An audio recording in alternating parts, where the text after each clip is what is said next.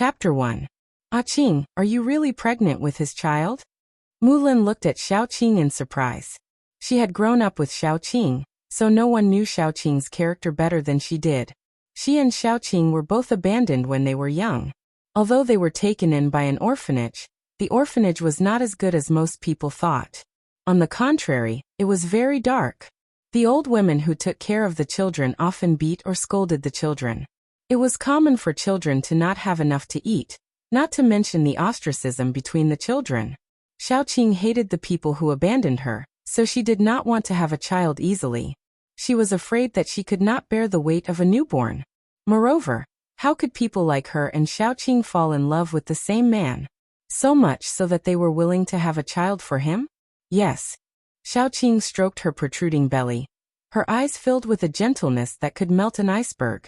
She had never thought that having a child who was related to her by blood would be such a blissful thing. She had prayed countless times for this child to come into the world early. Then, she imagined that in the future she, the child, and Lin Qifan's family of 3 would be so happy. Mu Lin stirred the coffee in her cup, and considered her words carefully. After a while, she said in a low voice, Ah Qing, you have to know that in our line of work, how can we quit just because we want to? I've done enough for them. If they're willing to let me quit the organization, everyone will be happy. If they don't, Xiaolin, do you think I'm the kind of person who makes decisions without any preparation? Xiaoqing said coldly. She had served in the military before.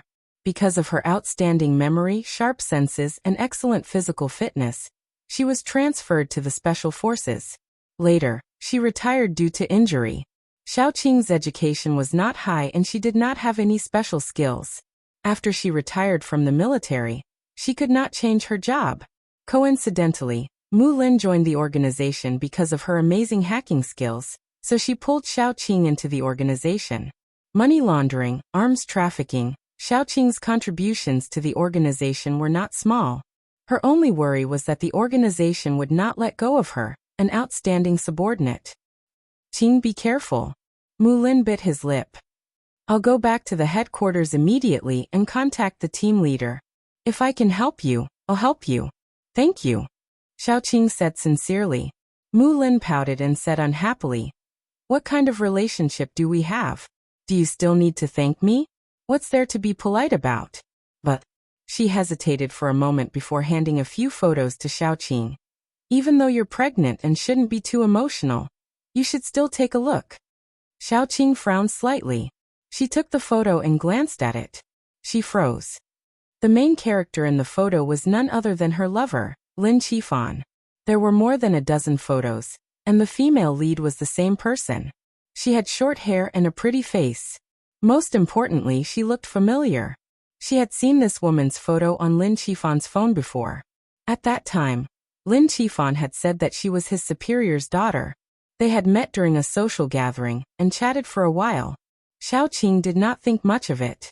Instead, she felt bad that Lin Qifan had to attend social gatherings for the sake of his career. Lin Qifan was not a rich second-generation heir. The university that he graduated from was not particularly good. Naturally, he had to put in more effort to succeed. Xiaoqing did not expect that Lin Qifan would take a shortcut. Looking at the intimate couple in the photo, Xiaoqing felt her heart ache. This was his superior's daughter? Mu Lin said worriedly. Qing, don't be too sad.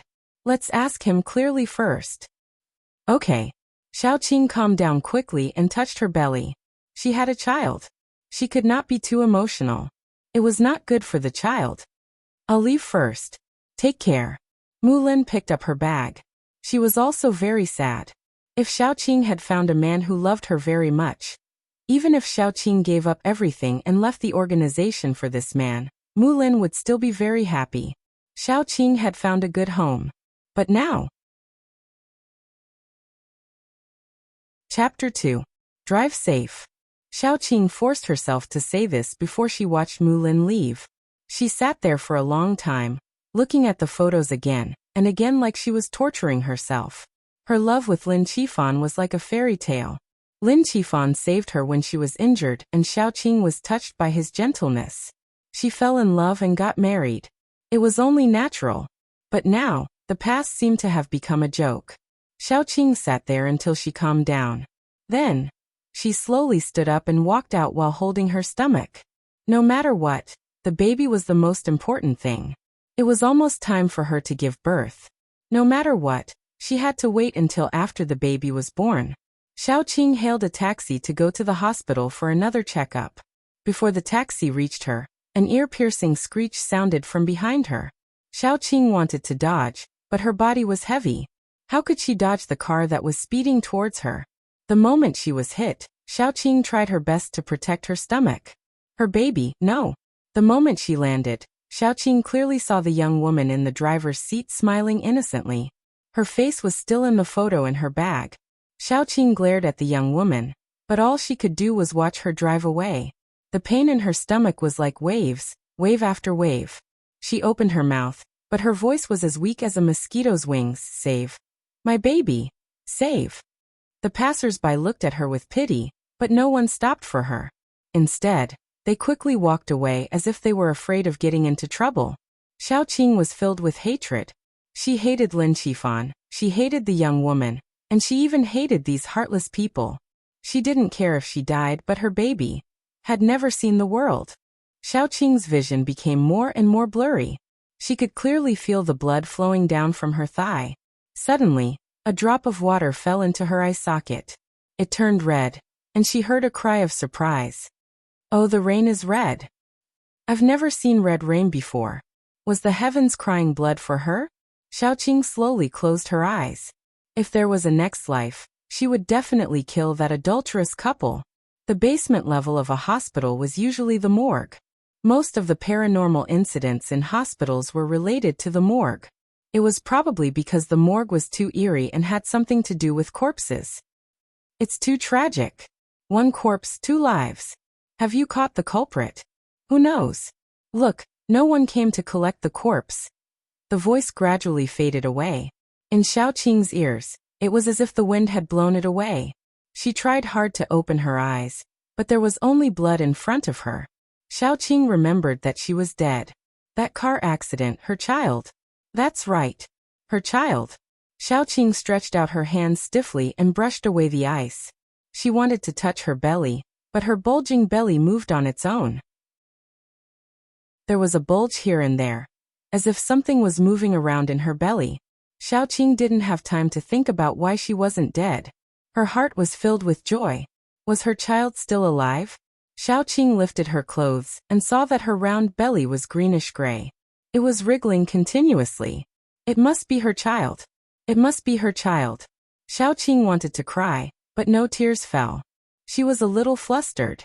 How could she get her child out? Her child, in that dark and narrow space, must be very scared. Xiaoqing rubbed her belly as she thought. At this moment, she realized that her fingernails had become long and their color had turned greenish-black. One look and you could tell that they were very sharp. Xiaoqing looked at her fingernails expressionlessly. Suddenly, she stretched out her hand and slit her belly. Her thin belly was indeed slit open, but there was no blood. Instead, a white and chubby little hand reached out from the slit. My child. Xiaoqing was very surprised. She watched as the little hand opened her belly and a chubby baby climbed out with difficulty. The baby wasn't wrinkled like a newborn baby at all. Instead, it was white and its face was pink. Other than one eye that was as black as a black hole, there was no white. It was completely like an ordinary child. He tilted his head, and his eyes reflected Xiaoqing's sorry state. He bit his little finger and shouted at Xiaoqing, "Mama! Baby, my baby!" Xiaoqing hugged the little bun. She didn't realize that the big slit on her belly was slowly healing.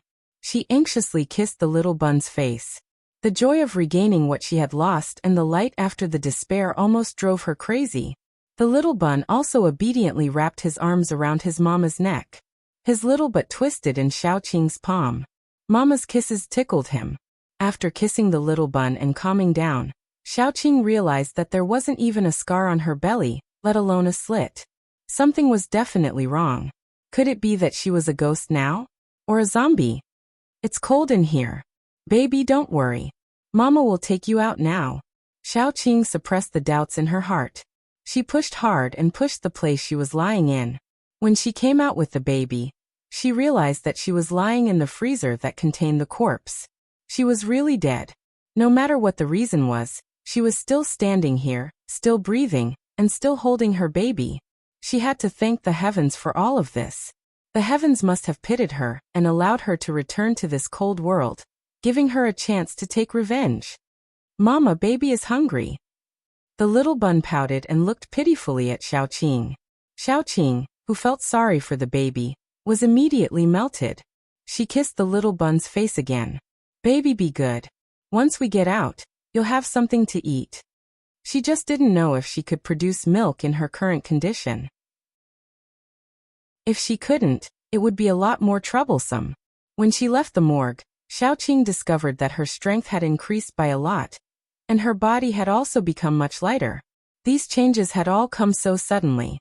If only there was a mirror at this time, she could also see if there were any changes to her current appearance. When Xiaoqing reached the first floor, she realized that she wasn't the only one who had changed. The moment she closed her eyes, the world had completely changed. Heaven and earth were turned upside down. Chapter 3. As soon as the elevator door opened, a skinny greenish-black claw reached in. Its long nails were still stained with flesh and blood, followed by half a head. Why was it half a head? Because a part of that thing's head had been cut off by something.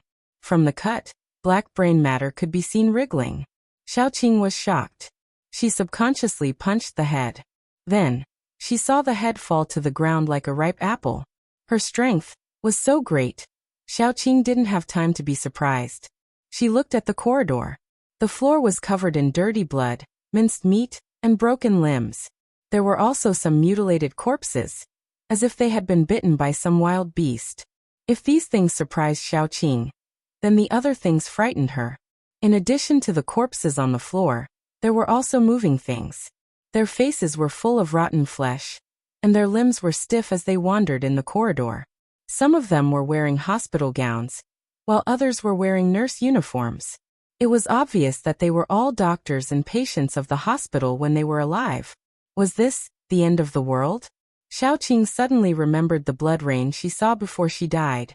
It probably wasn't God crying for her, but God's punishment for this world.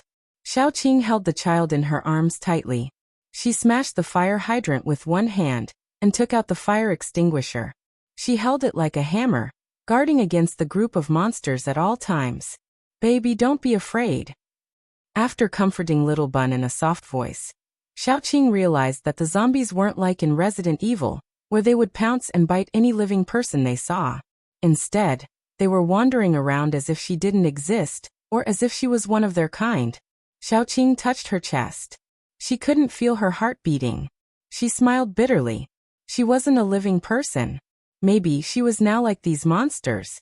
No longer caring about what happened, Xiaoqing carried the little bun and walked out.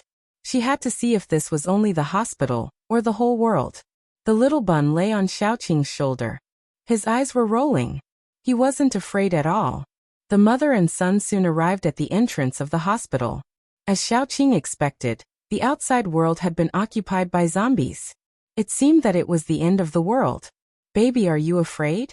Xiaoqing gently stroked the little bun's back. Only then did she find that her son was still naked.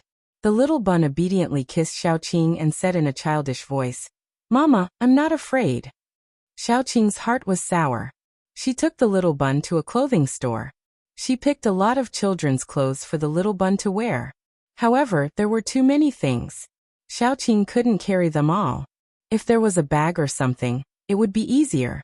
Xiaoqing thought. The clothes in her hand suddenly disappeared. She was surprised and happy. Did she have a space like in some novels? Xiaoqing closed her eyes and tried to sense if there was a so-called space.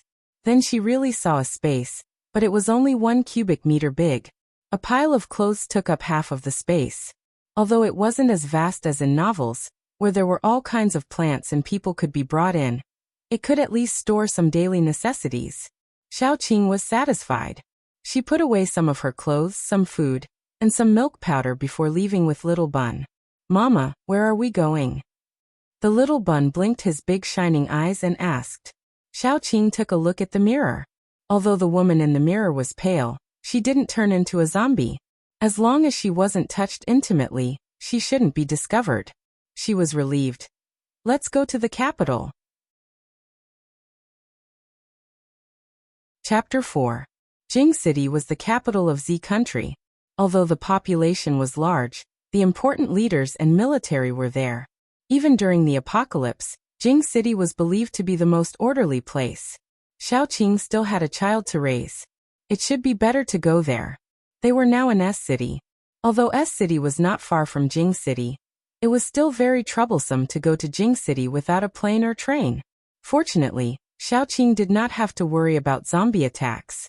This made her journey much safer. However, after walking for a short while, Xiaoqing was dumbfounded.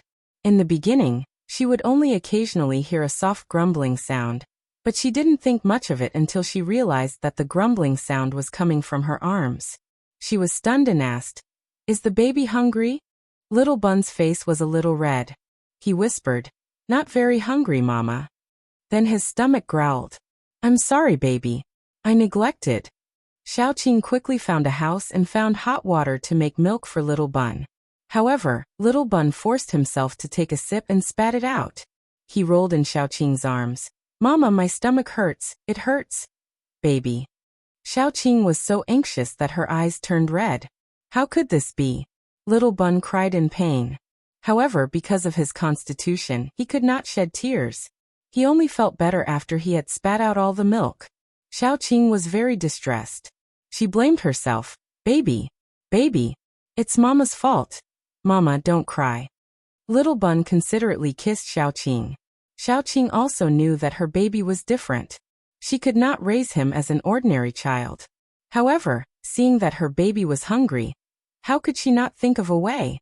Xiaoqing found meat for Little Bun. However, Little Bun still vomited after eating. Xiaoqing's heart was twitching. If she could, she was even willing to give her meat to her baby. What should we do? Xiaoqing, who had always been a tough woman, was so anxious that she was about to cry. Her baby, her sweetheart, it was all because of that adulterous couple. She and her baby were neither human nor ghost. Mom will think of a way. Xiaoqing put aside those grudges and picked up Little Bun. She needed to find some zombies to observe. Xiaoqing felt that Little Bun's body should be similar to that of zombies. But before she could catch a few zombies, she heard gunshots outside. Xiaoqing squinted her eyes and looked down from the window. A Hummer passed by downstairs. There were several people sitting in the car. One of them reached out and a ball of flame appeared, burning several zombies that were chasing the car. Perhaps she also needed a car. As Xiaoqing was thinking, she saw someone waving at her from the car. "Are you a survivor?" Xiaoqing thought for a moment and replied, "Yes, are you here to save us?" "Yes, we are here to save people." The car stopped downstairs. 5 people got off and quickly went upstairs. Xiaoqing opened the door for them. The first person who came in was a middle-aged man. He looked dignified, but his eyes were not serious. He glanced around and when his eyes fell on Xiaoqing, he was surprised. "Are you alone?" "Yes." Xiaoqing's face was pale, as if she was really frightened. "What happened outside? How could this happen?" "Don't be afraid. We are all paranormals. We can protect you. There is a survivor base outside the city.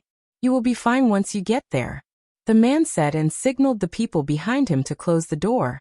A young man with dyed blonde hair laughed sinisterly. "Boss, don't pretend to be serious. Anyway, it's the end of the world. Hurry up and have fun. Our brothers are waiting. We haven't touched a woman for a long time." Chapter 5. Xiaoqing's face instantly turned pale and bloodless. She didn't want her child to be a man-eating monster.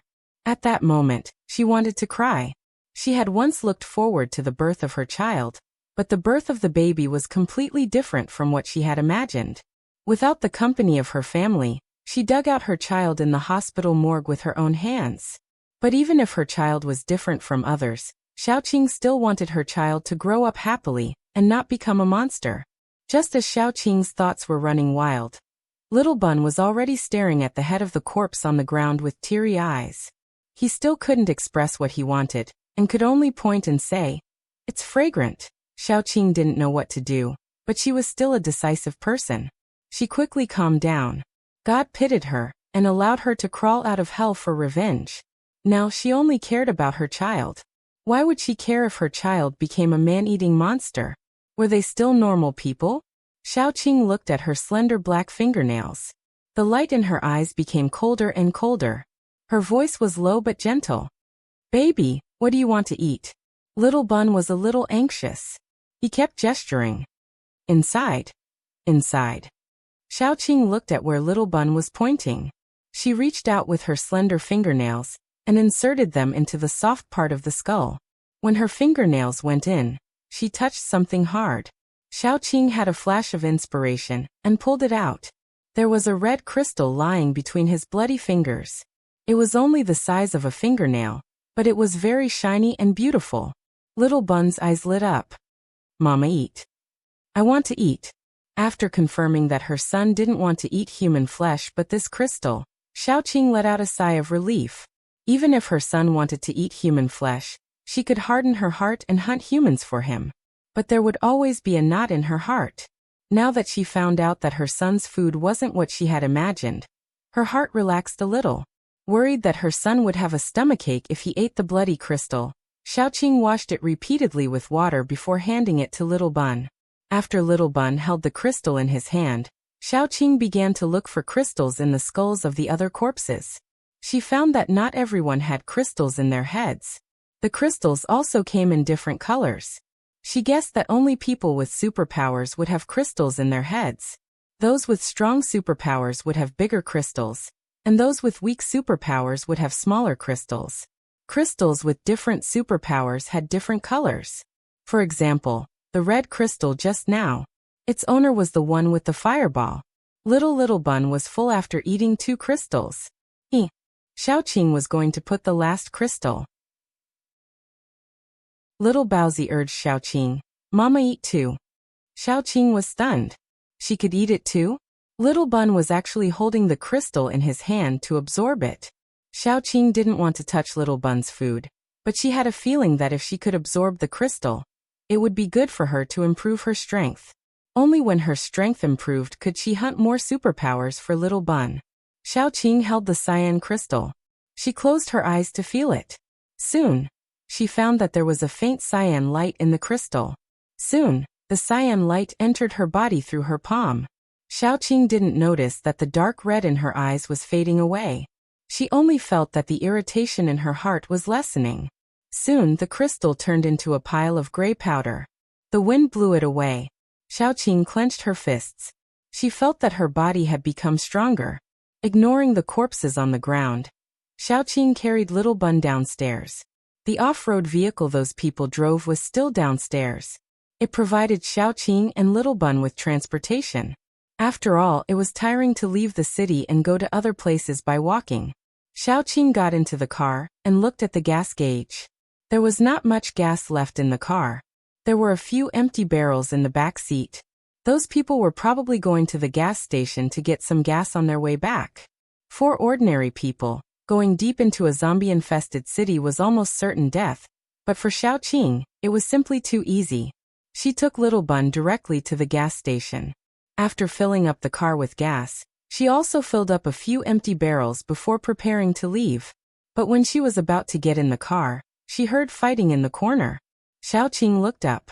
It was a group of zombies fighting. She had never seen zombies fighting. Could it be that zombies also preyed on other zombies? Feeling that something was wrong, Xiaoqing didn't get in the car. Instead, she stood on the side and observed. Xiaoqing found that the group of zombies fighting was actually one of the zombies constantly killing other zombies. There were a few zombies lying on the ground with their heads broken. In the end, the zombies were all killed by this zombie. Then, the zombie began to dig out the heads of the other zombies. Could it be that there were crystals in the heads of zombies? Xiaoqing's interest was quickly piqued. She tried to get closer, but then she saw the strange zombie quickly turn its head, its dark eyes looking at Xiaoqing with a vigilant gaze. Xiaoqing found that this zombie was different from other zombies. Its face was different from other zombies. There was no rotten flesh or damage. Although it was dirty, but if she looked carefully, She found that except for its ugly face, it didn't have the most obvious features of a zombie. Moreover, it was much more sensitive than other zombies. It was probably smart. Otherwise, it wouldn't have found that there was something in the zombie's head and actively come out to kill other zombies. Seeing that Xiaoqing didn't get closer, it didn't relax. Instead, it quickly searched all the zombies' heads. After collecting a few gray crystals, it watched Xiaoqing slowly retreat. How could Xiaoqing let it go? Just now, when this zombie was fighting with the other zombies, she also saw it. She estimated the strength of the two sides and quickly took action, because she thought that the higher the level of the zombie, the bigger the crystal in the head of this zombie. The crystal in the head of this zombie was definitely enough for her son to eat a meal. How could she let go of such a good prey? So Xiaoqing quickly made a move. She quickly went forward when the zombie was about to turn around and run away. However, this zombie was more flexible than other zombies. After hearing the sound, it didn't even look at Xiaoqing and started to run. It probably wanted to find a place to eat and digest the crystal first. Xiaoqing didn't expect it to run away directly. She was stunned for a moment. She looked at the baby in the car behind her and gave up chasing. She went back to the car with some regret. Xiaoqing took the baby and walked out. After walking for about 10 minutes, Xiaoqing kept feeling that something was watching her in the dark. When she looked in the mirror, that strange zombie was actually still following behind the car. Chapter 6. Xiaoqing had an intuition that she wanted to use this zombie as food, and this zombie also wanted to use her as food. Squinting her eyes, Xiaoqing secretly calculated how to catch this smart zombie. She was after all a human, and if she lost to a zombie in terms of brain, that would be really embarrassing. Xiaoqing leisurely walked for more than 2 hours. Seeing that it was already afternoon, she had to find a place to rest. After all, she would also be tired. Even if her body wasn't that tired, her mind was already tired. Xiaoqing found a small shop.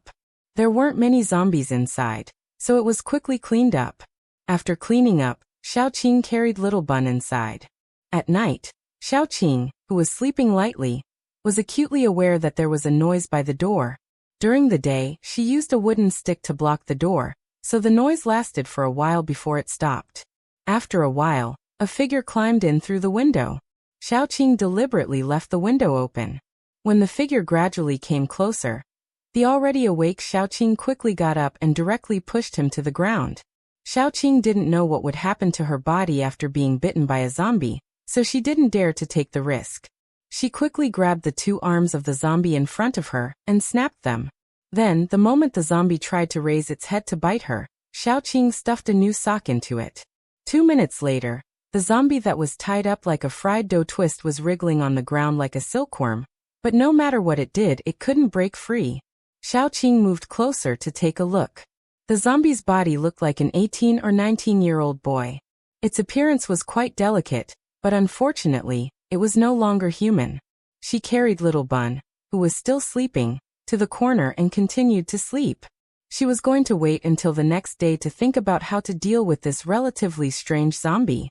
Early the next morning, Xiaoqing woke up to see the zombie curled up in the corner. It was curled up into a small ball, looking very pitiful. Xiaoqing first absorbed a piece of gray crystal taken from the zombie's body. After confirming that it wouldn't have any adverse effects on the body, she gave Little Bun a few. After she found that zombies also had crystals in their bodies, she hunted some zombies. Xiaoqing found that most zombies didn't have crystals in their bodies. Only a few of them had crystals. In this way, she had to stay in the city for a few more days to collect some crystals, and then leave with Little Bun. After all, hunting zombies was always easier than hunting people with superpowers. Thinking like this, she prepared to kill this zombie, and then go out to find food for Little Bun. Once she got close to the zombie, it woke up, continuously making woo-woo-woo sounds, as if it was threatening Xiaoqing. To threaten Xiao.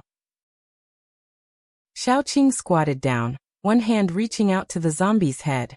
It was indeed smarter than other zombies. It knew that Xiaoqing wanted to kill it. Its originally ferocious appearance suddenly changed. It wriggled back and made weak please sounds. Although its eyes were already black and gray, It made people feel that there was a light shining inside. Xiaoqing's raised hand paused and she hesitated. The reason why she didn't immediately kill this zombie was that this strange zombie gave her a feeling that it was the same kind of zombie. She was a different kind of human being, and he was a different kind of zombie. However, if she took a zombie with her, no matter where she went, it would be inconvenient, so Xiaoqing prepared to kill it. But looking at the zombie's struggling appearance, Xiaoqing couldn't help but think of the time when she was lying in a pool of blood, and also wanted to live. Can you understand the human language? Xiaoqing softened her movements, and touched the zombie's soft long hair. That zombie probably didn't understand Xiaoqing's words, but it could feel that Xiaoqing's killing intent was slowly dissipating. It hurriedly rubbed its head against Xiaoqing's palm, indicating that it was very obedient. Xiaoqing sighed and sat next to the zombie. Before leaving this city, follow me, and I'll give you a quarter of the crystal stones. Looking at the zombie's obedient appearance, Xiaoqing's gloomy mood was a little better. She was on guard as she untied the zombie, but the zombie didn't attack her. It just obediently squatted in the corner. Xiaoqing found that the zombie's hands that were broken by her last night had recovered. This was a very strange zombie. As a reward for its obedience, Xiaoqing gave it a crystal stone. The zombie looked at Xiaoqing with its big black eyes. After a long while, it quietly reached out its hand, took the crystal stone from Xiaoqing's hand, and quickly ate it. It seemed that it could directly digest these crystals. After eating the crystal stone given by Xiaoqing, the zombie became closer to Xiaoqing. Silly, I'll call you Erdai from now on. Saying this, Xiaoqing laughed first. The zombie named Erdai was keenly aware that this might be a very unpleasant name, but he didn't protest and didn't dare to protest. He looked at Xiaoqing very honestly, which made people feel that he was a little silly. Looking at Erdai's dusty cheeks and dirty clothes, Xiaoqing felt that she needed to help Erdai clean up. She found a big tank from the store, and after filling it with water, Xiaoqing took off Erdai's clothes. Erdai stood there obediently, letting Xiaoqing take off his clothes. Xiaoqing's eyes moved down, sweeping over Erdai's blue and white body, and stopped at a certain place. Hey, it's not rotten. Erdai, who didn't have any sense of shame, strangely had the impulse to retreat, but he was directly stuffed into the tank by Xiaoqing. Before she stuffed him in, Xiaoqing flicked a soft part of his body and chuckled. All the hair is gone. Looking at the confused Erdai, Xiaoqing was a little embarrassed, and immediately prepared to bathe Erdai. Zombies didn't like water, so he kept struggling in the water, but he was still washed clean by Xiaoqing. After the bath, he changed into a clean set of clothes. If you didn't look carefully, you wouldn't notice that Erdai was a zombie. Touching the hair on Erdai's head, Xiaoqing was very satisfied. At the beginning, she did have a trace of sympathy, but now she felt that it was quite good to have a zombie as a companion. At least zombies wouldn't stab her in the back. In this respect, those human beings were not as good as zombies. Looking at the adult and the child sitting on the ground, looking at her with the same confused eyes, Xiaoqing's heart softened.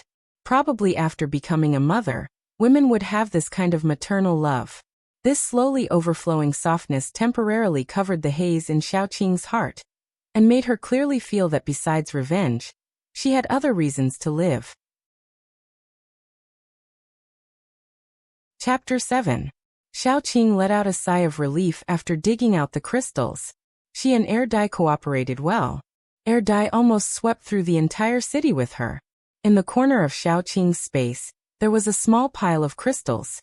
These were the fruits of their labor for the past 2 days. These crystals, excluding the ones given to Erdai, were enough for Little Bun to eat for a month or two. Xiaoqing prepared to leave. Before leaving, she took Erdai to the largest shopping mall in the city. She planned to clean up the place for Erdai to live in the future. After all, Xiaoqing couldn't always bring a zombie with her. Even if Erdai was much smarter than normal zombies, there was still a lot of things to do. There were a lot of people in the mall, and a lot of people had turned into zombies. Xiaoqing entered the first floor and saw zombies wandering around, twice as many as on the street. Once they entered the mall, the human and the zombie began to move quickly. Although they had only known each other for a week, Xiaoqing and Erdai had developed a great tacit understanding. Erdai quickly seduced A zombie that looked more agile than normal wandering zombies. It slowly moved towards the door. Xiaoqing quietly attacked and cooperated with Dai to kill the zombie. Every time they killed a few zombies, Dai would happily take out the crystals from the zombie's skull and give them to Xiaoqing as if they were treasures. Xiaoqing disliked Dai and washed the crystals off his hands that were covered in brain matter. Only after that would she put the crystals into her space. Xiaoqing was worried that it would be inconvenient to leave Little Bun in the car, so she made a basket and carried Little Bun on her back. Occasionally, she would give Little Bun a crystal as a snack. Just as they were about to clean up the first floor, there was a sudden roar of a car outside the mall. Xiaoqing and Dai tacitly hid. Then 3 men and a woman walked in from the outside. The woman kept throwing fireballs, burning the zombies nearby to death. Why are there so few zombies? I thought there would be a lot of zombies in the mall. The woman sighed and said. The tall man behind her said, Look at the ground, there are zombie corpses everywhere. I'm afraid that someone has come in before us. Then are there still supplies inside? One of the fat men asked anxiously. If there isn't, then wouldn't we have come here for nothing? Let's go up and take a look. Don't be careless. Be careful.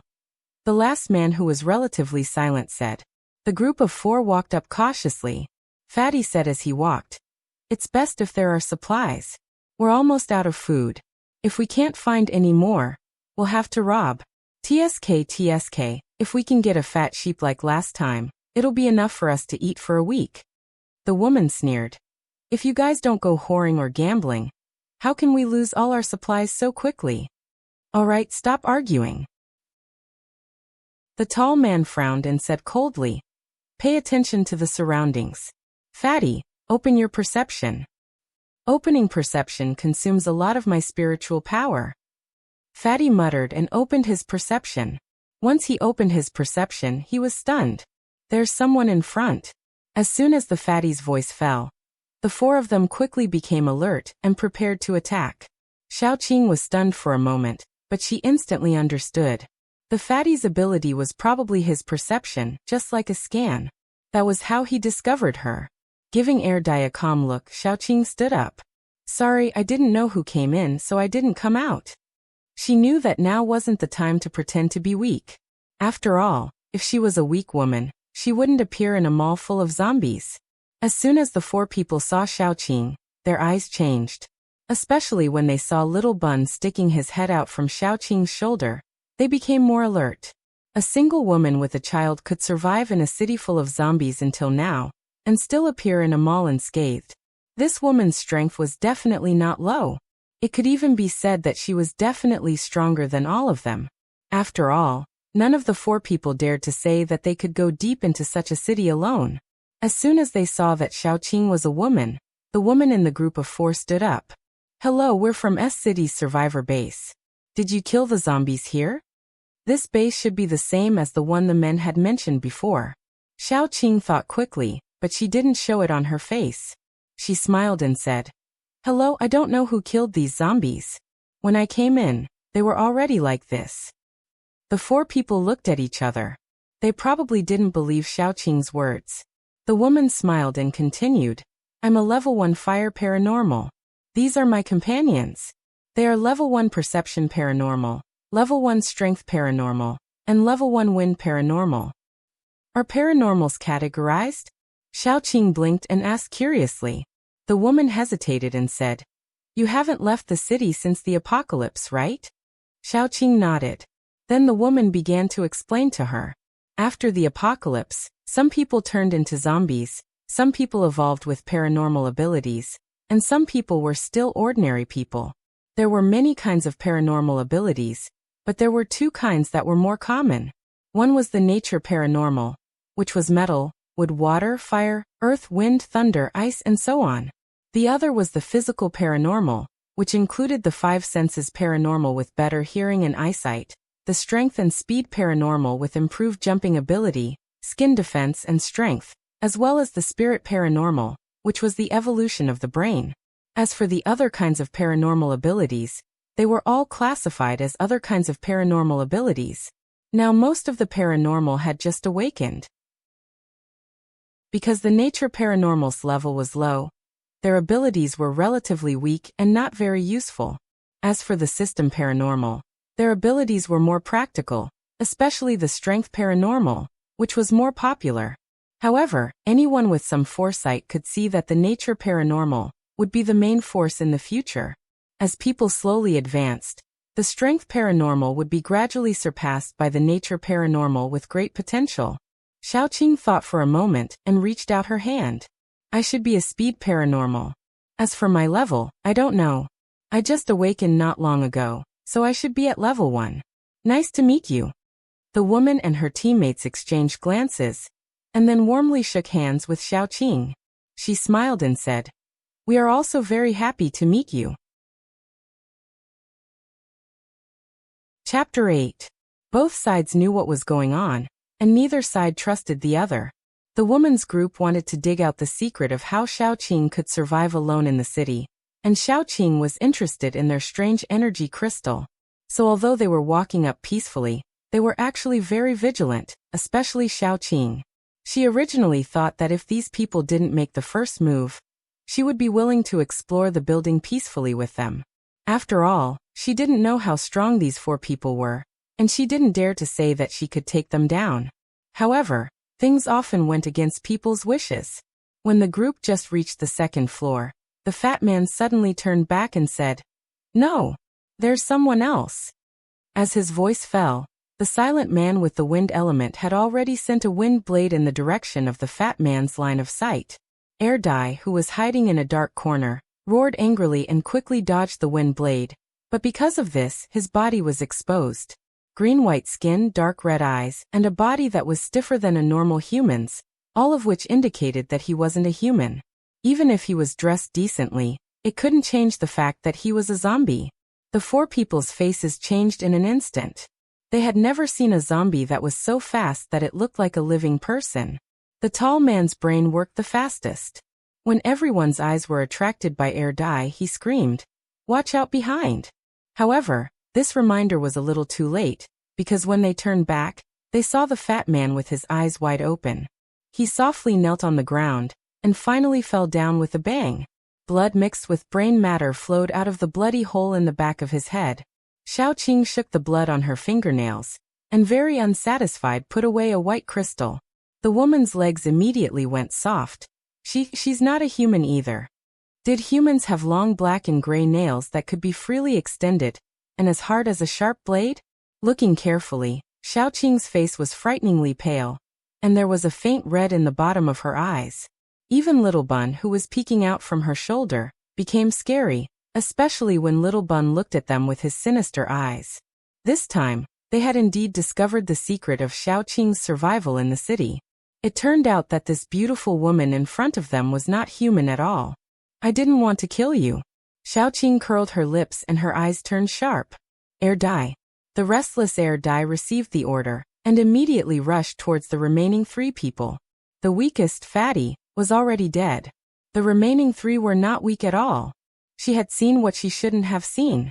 Xiaoqing would never let them leave alive. The moment Erdai made his move, she also made her move. After being resurrected, Xiaoqing's speed, strength, and defense had greatly increased. After absorbing so many crystals, her growth in all aspects was even more significant. Not to mention, she was good at using short weapons. Now that her fingernails were sharp and tough, her fighting strength had increased by a lot. It was the early days of the apocalypse, and these ability users were still exploring. They couldn't use their abilities skillfully, and their fighting strength was greatly reduced. After a short while they were covered in wounds, but they couldn't hurt Erdai and Xiaoqing at all. "Go to hell." The woman was the first to collapse.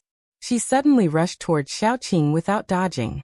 She gathered a ball of fire in her palm, and the ball of fire was getting bigger and bigger. Her forehead began to sweat.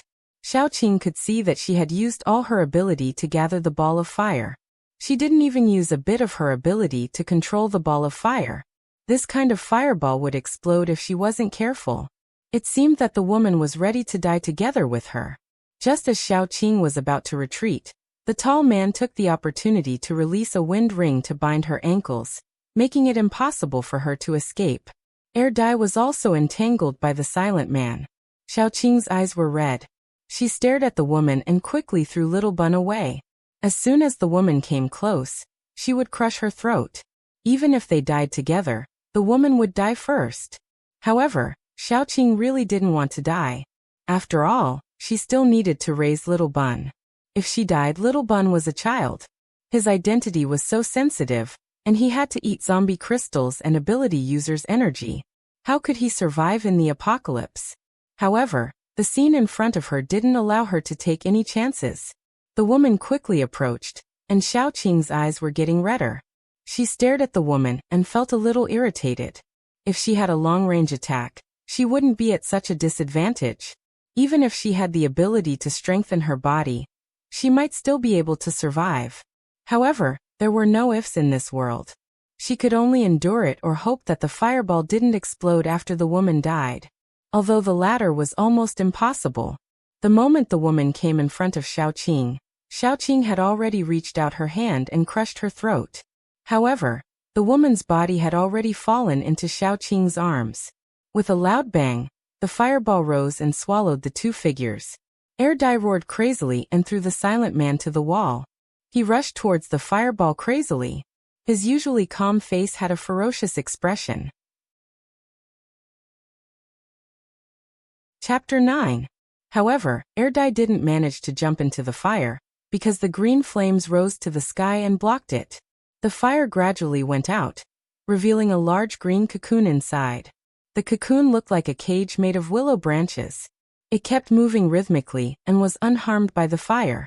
When the fire was completely extinguished, the plants that made up the cocoon slowly shrank, revealing Xiaoqing. Her face was paler than before, but she didn't look any different. Dai was stunned, and so were the other two superpowered men. The first one to react was the tall and thin man with the wind superpower. He didn't hesitate to leave his partner and run away. Xiaoqing looked at him reflexively. Green vines suddenly appeared under the man's feet and quickly climbed up his thighs, binding him tightly. These vines had small sharp thorns. Once they pierced the skin, they would quickly release an anesthetic liquid.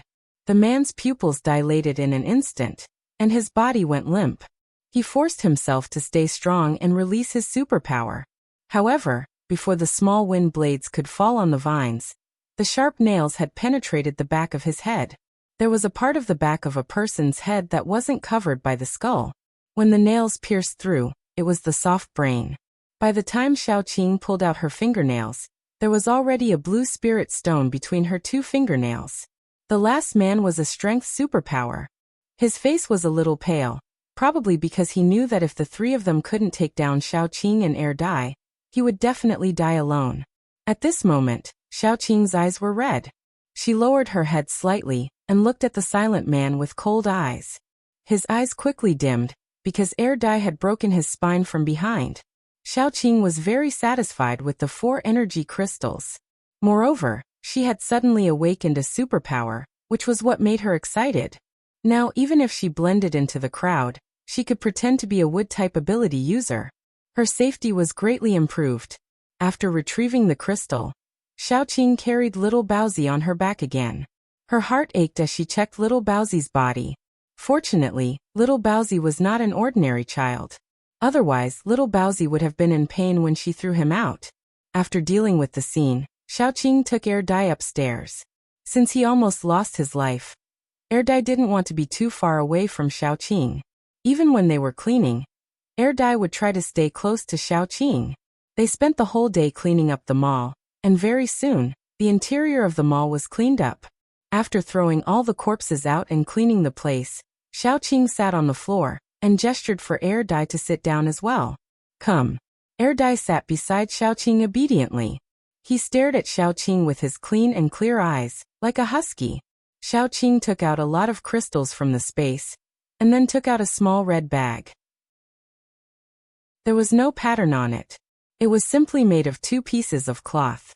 Xiaoqing put the crystals into the bag, and then hung the bag around Dai's neck. Dai looked very happy.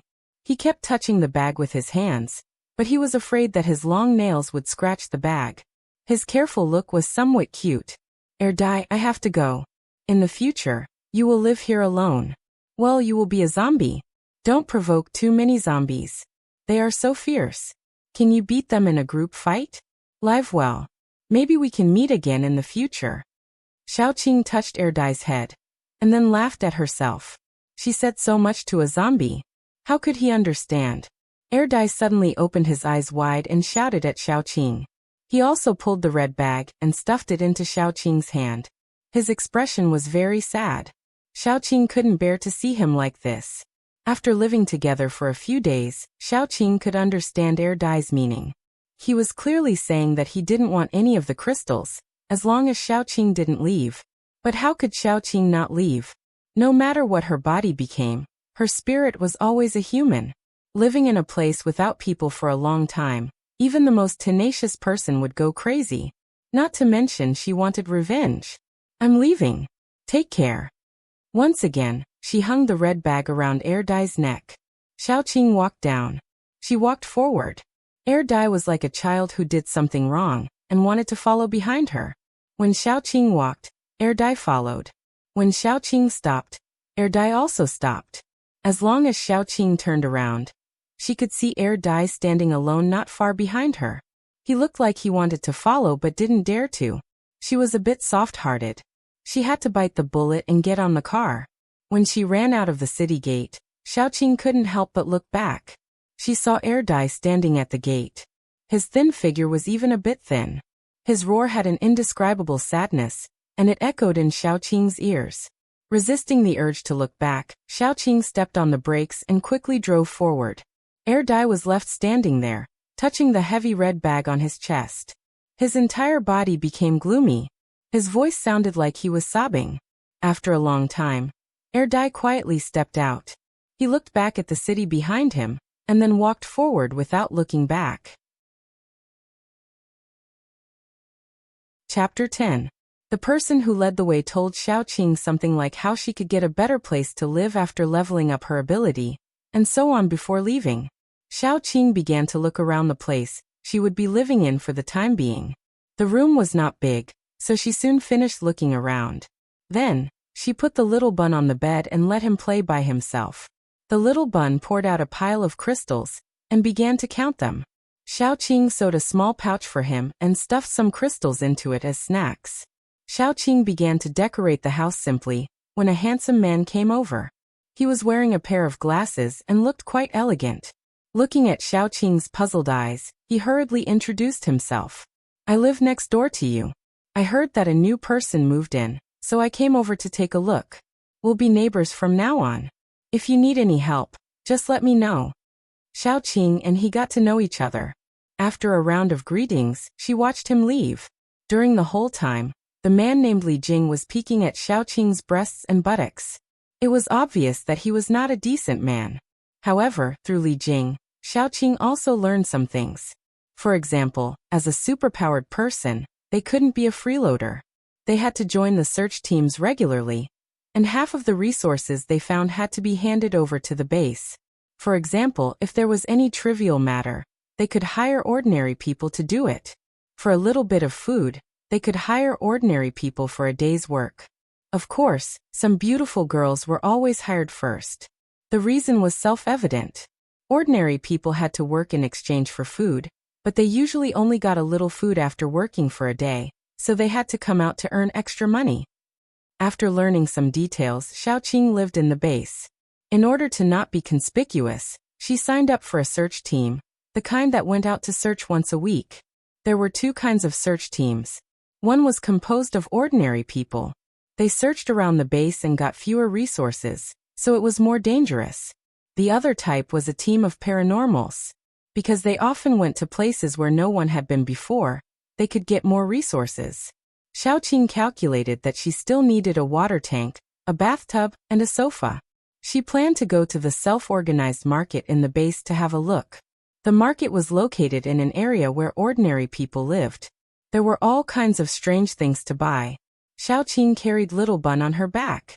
Along the way, she saw people selling gold jewelry and luxury goods. There were also people selling strange trinkets and even pornographic films. However, very few people went to buy them. After all, at the end of the world, Those luxuries were completely useless. Take gold jewelry for example. It was a bit of a burden when wearing it in battle. Other than being flashy, it had no other use. One biscuit could be exchanged for several. Soon, Xiaoqing found a place that sold old furniture. Although it was called old furniture, in fact even the worst furniture was 90% new. It was placed there and no one cared about it. Xiaoqing chose a big bathtub, a sofa, and a pack of compressed biscuits. The seller was so grateful that he wanted to help her carry it back. Xiaoqing looked at the seller's thin arms and legs and decisively gave up. Anyway, the labor market was just a little further ahead. She could totally hire a strong man to transport the things back. Anyway, she didn't lack food. There were a lot of people in the labor market. There were also coquettish women with heavy makeup, waiting to sell their bodies in exchange for food. Xiaoqing saw the man squatting in the corner at a glance. It was probably because his muscles were very beautiful. They weren't bulging exaggeratedly, but they were streamlined and even the curve of his muscles looked very nice. The only regrettable thing was that his muscles were full of big and small scars, old and new, overlapping each other. His hair was disheveled, and he sat in the corner shirtless. He didn't come up to sell himself like the others, but Xiaoqing always felt that he was like a lazy leopard. Xiaoqing's eyes swept over him. His muscles quickly tensed and he entered a state of alert. This made Xiaoqing a little curious. What did he do in the past? So Xiaoqing decisively hired him. Help me carry some things. I'll give you 2 compressed biscuits. The man raised his head slightly. His facial features were very outstanding. His eyebrows were handsome, his nose was high, and his eyes were very lively. Okay. The man's voice was a little low and hoarse. He got up from the ground, and his height was completely exposed in front of Xiaoqing. He was about 1.8 meters tall. The surrounding people shushed him and dispersed. The remaining man carried the sofa, the bathtub, and followed Xiaoqing back. There were more scars on his back than on his front. They were overlapping, and some of them were obviously new. Xiaoqing had no intention to explore at all. She led him back. Chapter 11. No wonder little Baozi vomited so badly after drinking the milk powder. Xiaoqing ate 2 mouthfuls and didn't want to torture her stomach anymore. Seeing this, Li Jing hurriedly asked, "Is it because my cooking is too disgusting?" "No, my stomach hasn't been feeling well recently." Xiaoqing couldn't help but answer perfunctorily. Li Jing narrowed his eyes and chuckled. "Even if your stomach isn't feeling well, you have to eat something. If you don't eat, how can your body stand it?" No. Xiaoqing just wanted to go out and vomit all the food in her stomach, so she said, "I'm really sorry to disturb you today. It's not that your cooking isn't good, but I really can't eat anymore. Another day, I'll treat you to my cooking." Seeing that Xiaoqing was about to leave, Li Jing hurriedly said, "If you don't want to eat, at least eat some fruit. I have some fresh apples here. Wait, I'll get them for you." Before Xiaoqing could refuse, he went into the back room to get them. Xiaoqing had to sit down again. Her stomach was churning, and she really wanted to go out and vomit. Li Jing took out 2 big red apples and a string of green grapes. He handed an apple to Xiaoqing and said, "Give the grapes to the baby." Xiaoqing wanted to refuse, but her stomach was really uncomfortable, so she accepted. "I'm really not feeling well. I'll treat you to something another day." Li Jing's eyes flashed with joy. He thought that the medicine he gave Xiaoqing worked, so he tried to persuade Xiaoqing to stay. Xiaoqing was about to vomit all over his face. She couldn't keep her smile. She hurriedly said, "I'll go first." Then she went out of the door regardless of Li Jing's obstruction. As soon as she left, Xiaoqing felt that Li Jing was following her. She sped up without saying a word. Using the anti-tracking skills she had practiced for so many years, she easily got rid of Li Jing. After getting rid of Li Jing, Xiaoqing found a corner to vomit. She vomited as much as she ate. After vomiting, Xiaoqing began to worry about the little bun in the bed. She wiped her mouth, rinsed her mouth with mineral water, and prepared to leave.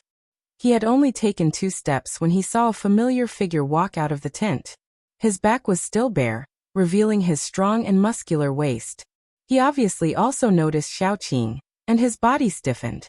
Xiaoqing then saw that there were many more wounds on his body. Most of them were bruises. Xiaoqing wanted to leave, but she stopped when her eyes met with the man's deep eyes. The man seemed to be hesitating. After a while, he came over and asked in a low voice, "Master, do you need any more labor?" Xiaoqing frowned slightly. Her gaze fell on the man's scarred chest. She sneered. "Asking a woman if she needs labor in the middle of the night? Aren't you afraid that I'll let my imagination run wild and really ask you to labor?" The man was obviously at a loss. He was stunned for a moment, and his cheeks were covered by the moonlight. His lips squirmed, and he stuttered, I didn't mean that. I know. I'm just kidding." Xiaoqing spurned her own bad taste and patted the man's shoulder. "Can you tell me what you need?" "Medicine. Anti-inflammatory." The man's eyes lit up, and then quickly dimmed. Medicine was even scarcer after the apocalypse. Most of the medicine was controlled by the base and provided to the injured paranormals. The rest could be exchanged with points, but the points needed to be exchanged with materials, and the amount of points needed to exchange for medicine was very high. The man didn't have any abilities, so he could only rely on his physical strength. He also joined a search team made up of ordinary people, but the amount he got was only enough to eat, and he couldn't take out any extra materials to exchange for points. He lived frugally, and the points he collected were not even enough to exchange for the most common medicine. Therefore, after the apocalypse, ordinary people really couldn't afford to get sick. "I have some." Xiaoqing had collected a lot of medicine, but she later found that she and Little Bun didn't have the physique to get sick, so the medicine was useless. Fortunately, she didn't have time to throw it away. "Can you give me some? I can help you." As he spoke, the man's face turned red. He naturally knew that he was taking advantage of Xiaoqing. "Yes, but I have a question to ask you." Xiaoqing nodded and asked, "What did you do before?" The man said, "I used to be a soldier, but later I retired due to injury." Xiaoqing's impression of the man immediately rose a lot. Probably because she was also a retired soldier, so she always had some inexplicable good feelings for soldiers. Moreover, the man retired due to injury, and his situation was the same as hers. "How much do you need?" Xiaoqing asked. "I don't know." The man frowned and opened the tent curtain behind him, and saw a woman lying on a tattered quilt. The woman was in her 50s or 60s, and there was a deep wound on her bare thigh, which seemed to be torn open. Because it wasn't treated in time, the wound was full of pus and blood, causing a strange smell in the air. The man was a little embarrassed and said, "My mother's wound has been infected for a long time, and the smell is not good. Please don't mind." "It's nothing." Xiaoqing didn't want to reveal her space, so she said, "Come to my place tomorrow. I don't have any medicine with me." "Okay." The man was very ashamed and said, "But I have nothing to give you." Xiaoqing's eyes swept over the man's strong chest, and she touched his chest with some teasing and said with a smile, "It's okay, you are mine in the future." The honest man shrank back, and his face was so red that it was about to drip blood. Obviously, he had never been teased like this, and his whole person seemed to be a lot more dull. Until Xiaoqing's voice floated into his ears. "What's your name?" "Yan Hanqing," he said reflexively.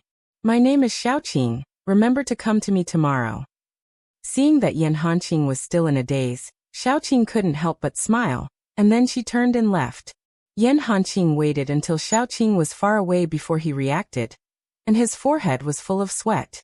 Just what did she say? Chapter 12. Xiaoqing went home, but she didn't know that Li Jing was stunned at the moment.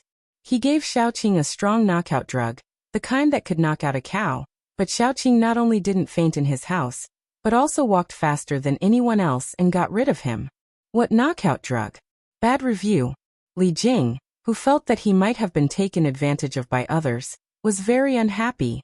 He didn't know that Xiaoqing couldn't digest the food at all, let alone the knockout drug in the food. Xiaoqing, who didn't know anything, went home and slept soundly with her son in her arms. The next morning, Xiaoqing brushed Little Bun's teeth in a daze. When she opened the door, she saw Yan Hanqing squatting at the door, with dew on his crew-cut hair. He must have come early to wait for Xiaoqing, but he didn't want to disturb her. Come in. Xiaoqing gently kicked his leg. Yan Hanqing obediently entered the door and stood there, a little helpless. Xiaoqing pulled out a chair and said, "Let's eat together. Anyway, the baby and I can't finish it." Yan Hanqing quickly waved his hand. Xiaoqing promised to give him the drug, which was already a big bargain for him. How could he have the nerve to eat Xiaoqing's food? Moreover, Xiaoqing was a single mother. Even if she had superpowers, food was not easy to get. He was a 7 feet tall man with hands and feet. How could he have the nerve to eat Xiaoqing's food?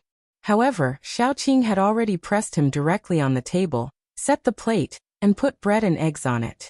Little Bun on the other side had moved his short legs and tried to climb on the bench, but his height was a problem.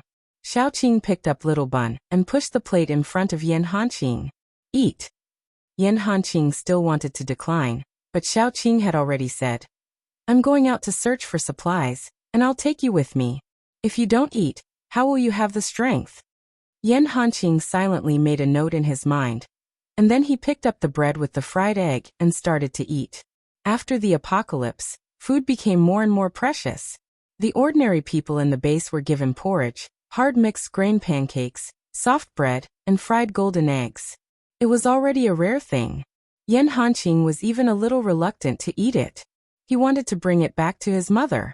Xiaoqing saw through his thoughts and said, "There's more in the pot. Bring some back for Auntie later." Yan Hanqing's face turned red.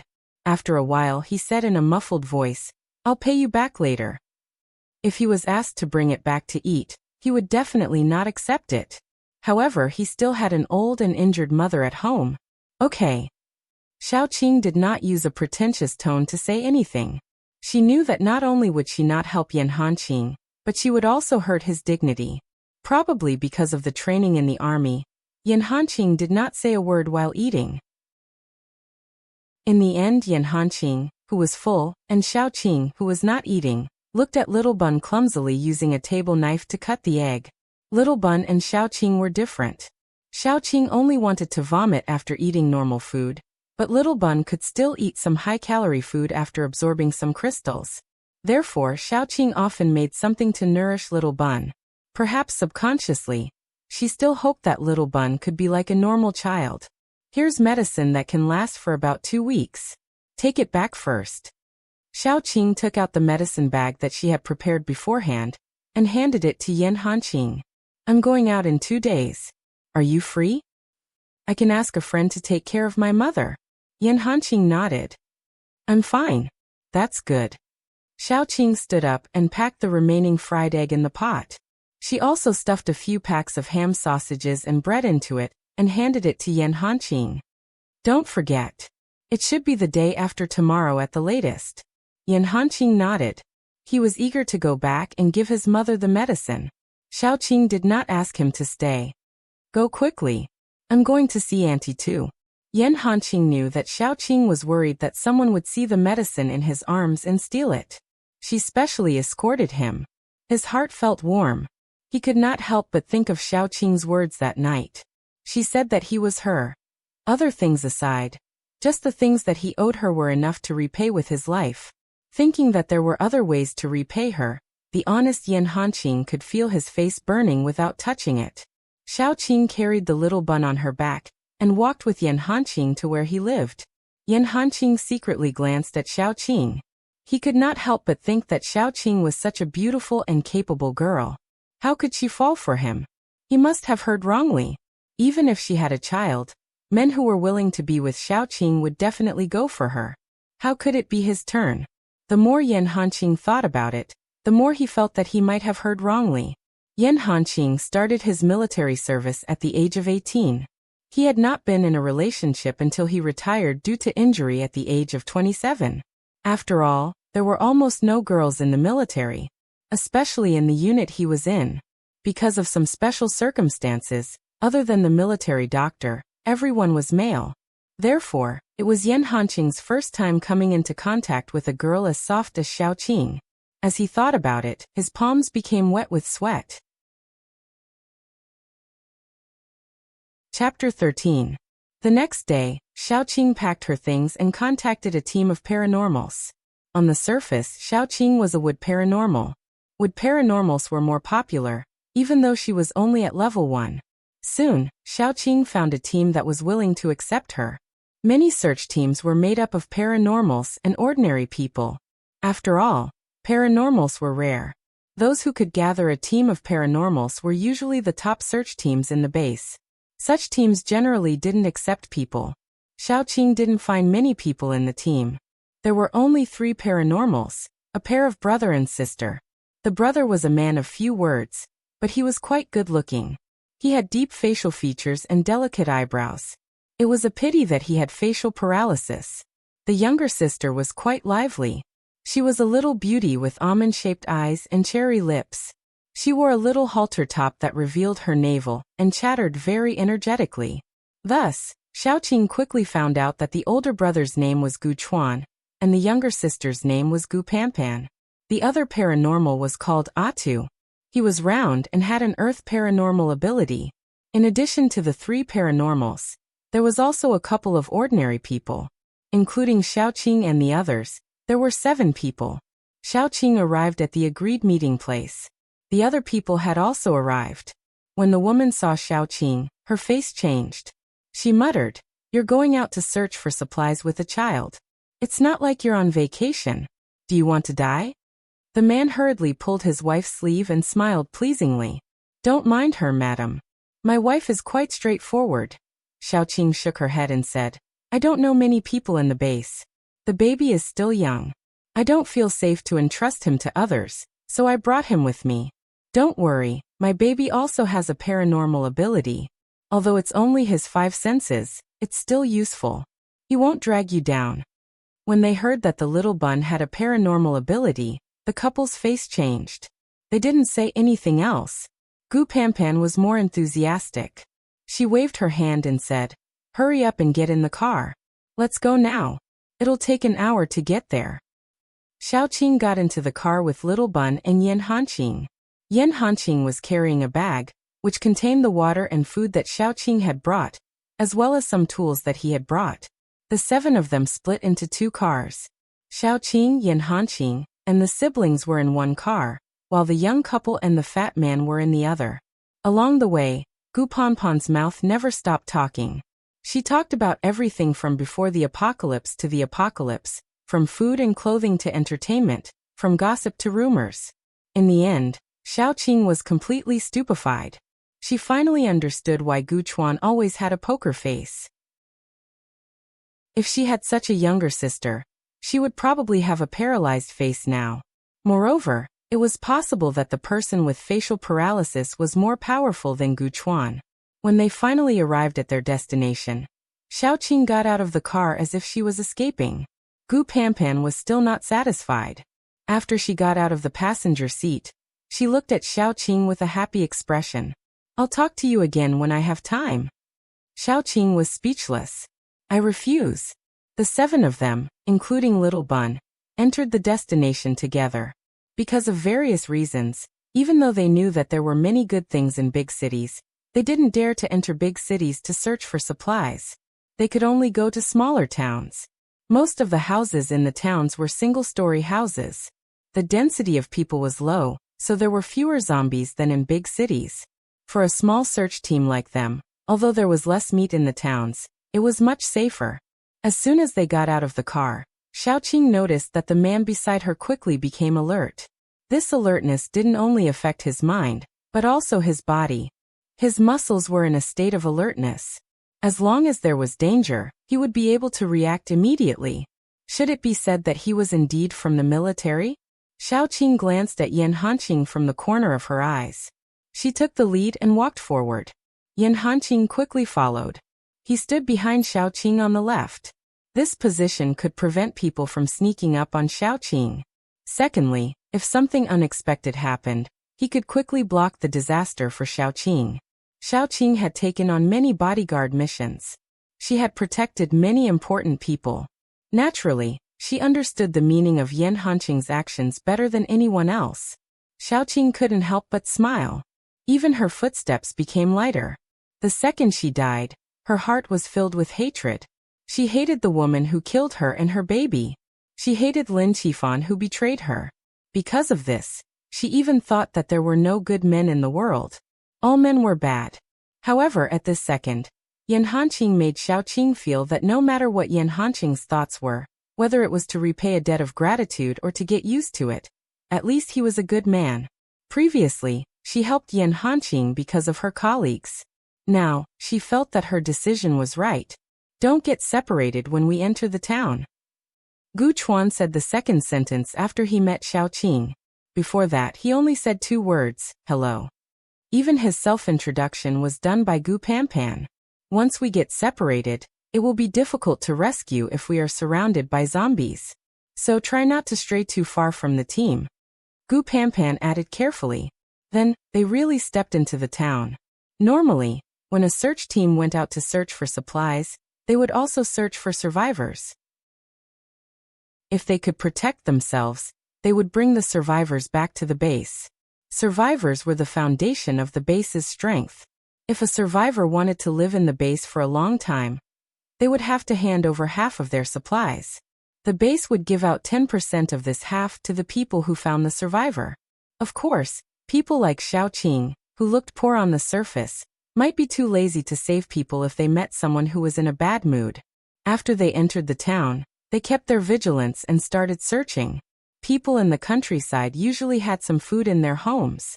After the harvest every year, they would build a kind of pointed grain store to store food. Therefore, Xiaoqing and the others had to search from house to house and bring back all the food they found. Unfortunately, this kind of town was close to the base, so people had already been here. Most of the things on the surface had already been searched. The group searched for a long time. Except for zombies, they didn't find any grains of rice. However, they saw a lot of corpses. Many people in the family had one person turned into a zombie, and the whole family had been bitten to death and turned into zombies. There were also people whose whole family had turned into zombies, and only one person was alive. This kind of people was more miserable. They were all gnawed to bones. I remember that there is a granary in front of us. It is where the merchants in the village store their rice. 2 pointed to the front and said, "Why don't we go and have a look?" Chapter 14. There were a lot of zombies around the granary, so there should still be some food left. After some discussion, they decided to go to the granary. Xiaoqing also successfully witnessed Gu Panpan and Gu Chuan's superpowers. Gu Panpan was a girl, but her superpower was actually strengthening. At the beginning of the battle, she turned into a King Kong Barbie, the kind that could tear apart zombies with her bare hands. On the other hand, Gu Chuan's ability was ice. His current ability wasn't very strong, and was mainly used as a support. Every time, Gu Chuan would use his ability to freeze the zombies' feet, making them unable to move for a short period of time. Then Gu Panpan would break the zombies' necks like Hercules or shatter their skulls. Atu's special ability was mainly for defense. He brought the young couple along and used a machete to chop the zombies frozen by Gu Chuan, and the zombies bound by Xiaoqing's special ability to death. Yan Hanqing silently followed Xiaoqing, holding a knife in his hand. Any zombie that tried to get close to Xiaoqing would be killed by him. The group quickly approached the granary. The granary looked very peaceful, with only a few zombies wandering outside. Let's finish it quickly. The longer we stay outside, the more zombies we will attract. Gu Panpan, who was talkative, seemed to be quite reliable during the battle. The few of them nodded and continued to work together to kill the zombies. In fact, the combat power of these zombies was not high because they moved slowly. In addition to being ugly and particularly tenacious, they would not die unless their heads were attacked. If they did not gather in a group, even an ordinary person could kill a few zombies. Of course, this was on the surface. In addition to the fact that she was no longer a human, Xiaoqing also knew Erdai's strange zombie. It moved quickly, had a certain level of intelligence, had a very fast learning ability, and even had emotions. Was Erdai the only zombie like that? Moreover, zombies were likely to evolve, just like human superpowers could evolve. Zombies were likely to evolve in a certain direction, such as speed, body toughness, strength, intelligence, and so on. Therefore, Xiaoqing didn't relax at all. On the other hand, the young couple relaxed a lot when they saw the zombies being chopped up like vegetables. There must be a lot of supplies inside. When they arrived at the door, the young couple could not wait to push the door open. Atu immediately said anxiously, "Be careful. What if there are zombies?" The woman rolled her eyes and muttered, "How can there be zombies when the door is closed? Even if there are zombies, I can deal with one or two of them. They are just afraid that we will steal the supplies." Atu was a little helpless, but he still put the earth armor on the young couple. It was formed by his superpower. Because he was only a level 1 superpower, his superpower only formed a thin layer of earth armor around the couple's vital parts. But if there were any accidents, it could still protect them. Just as they were worried about accidents, a black shadow fell from the sky when the woman pushed the door open. The woman screamed in fear, and her face turned pale. She was about to run away, but the black shadow threw her to the ground. The man saw it and went to pull her up, but when he reached out his hand, he saw that the black shadow was actually a zombie. His face turned green, and he ran away, not caring that his wife was still on the ground. Fortunately, Xiaoqing reacted quickly. She reached out her hand, and green vines quickly tied up the zombie's hands and feet. Atu also used his superpower, and a section of the ground rose up to push the zombie away. The woman took the opportunity to stagger up and run to those people, but the zombie had already broken free from the bindings. The zombie was very fast. Not to mention ordinary zombies, even a level 1 superpower possessor might not be as fast as it. Xiaoqing frowned slightly. Those vines were part of her superpower. She could feel that when the vines tied up the zombie, the sharp thorns pierced into it. It meant that the zombie's defense was average, but its speed was outstanding. "Gu Chuan, restrict its movement," Xiaoqing said quickly. Although Gu Chuan did not know what Xiaoqing was going to do, he quickly released his superpower. The zombie was too fast, and he could not freeze its feet like before. He could only try his best to turn the water in the air into ice. The temperature in the area dropped quickly, and the zombie's body was soon covered in ice. Its speed gradually slowed down. Atu kept making pits where the zombie landed. Although it was not very effective, it still slowed the zombie down a little. Xiaoqing saw the opportunity and released her vines to tie up the zombie. She wanted to fight with the zombie, but Gu Panpan and Yan Hanqing ran to the zombie's left and right. Xiaoqing's vines were the lowest level of mutated plants, and the anesthetic effect was not effective on the zombie. Soon, the zombie broke free from the vines.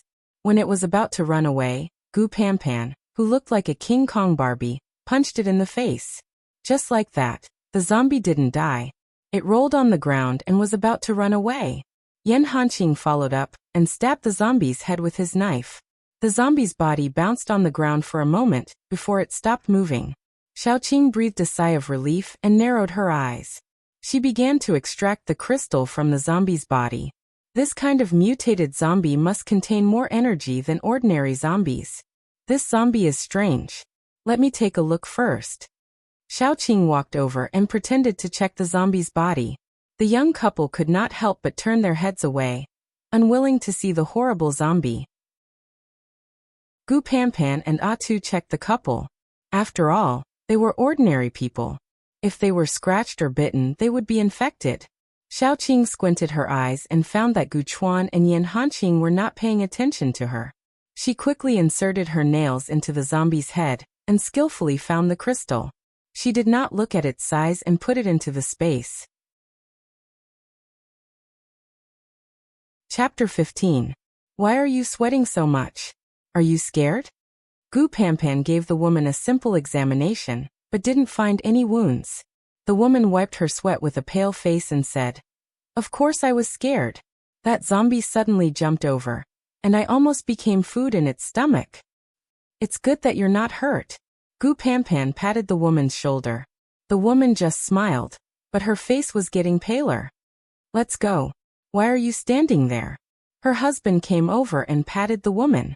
The woman was scared and quickly said, "Let's go." "Scared out of your wits?"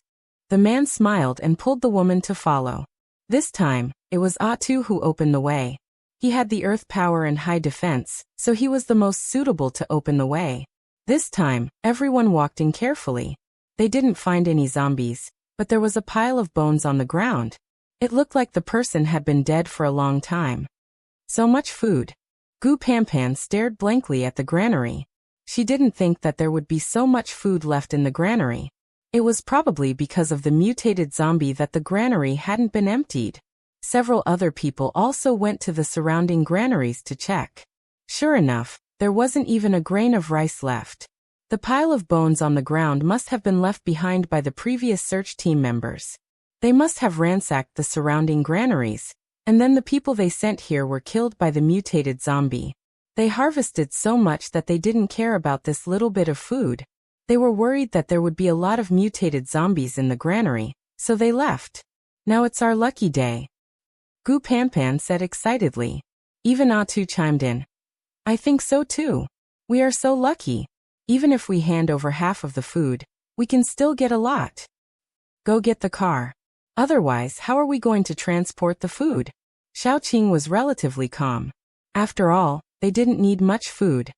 I'll go get it. Gu Chuan volunteered. Yan Hanqing quickly followed. The others guarded the door and rested for a while in the granary. The young couple even took out something to cook jerky. The dried meat was boiled into a pot of soup. Along with the dried food, it could replenish one's strength.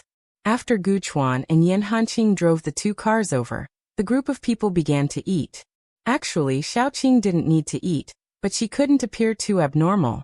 So, she ate a piece of dry food and fed Little Bun some meat soup. In the name of convenience, she found a place to vomit. After solving the problem of food and clothing, the group of people moved the food into the car. Everyone was in high spirits. According to the distribution method agreed at the beginning, the three paranormals would each get 20%, and the young couple would each get 10%.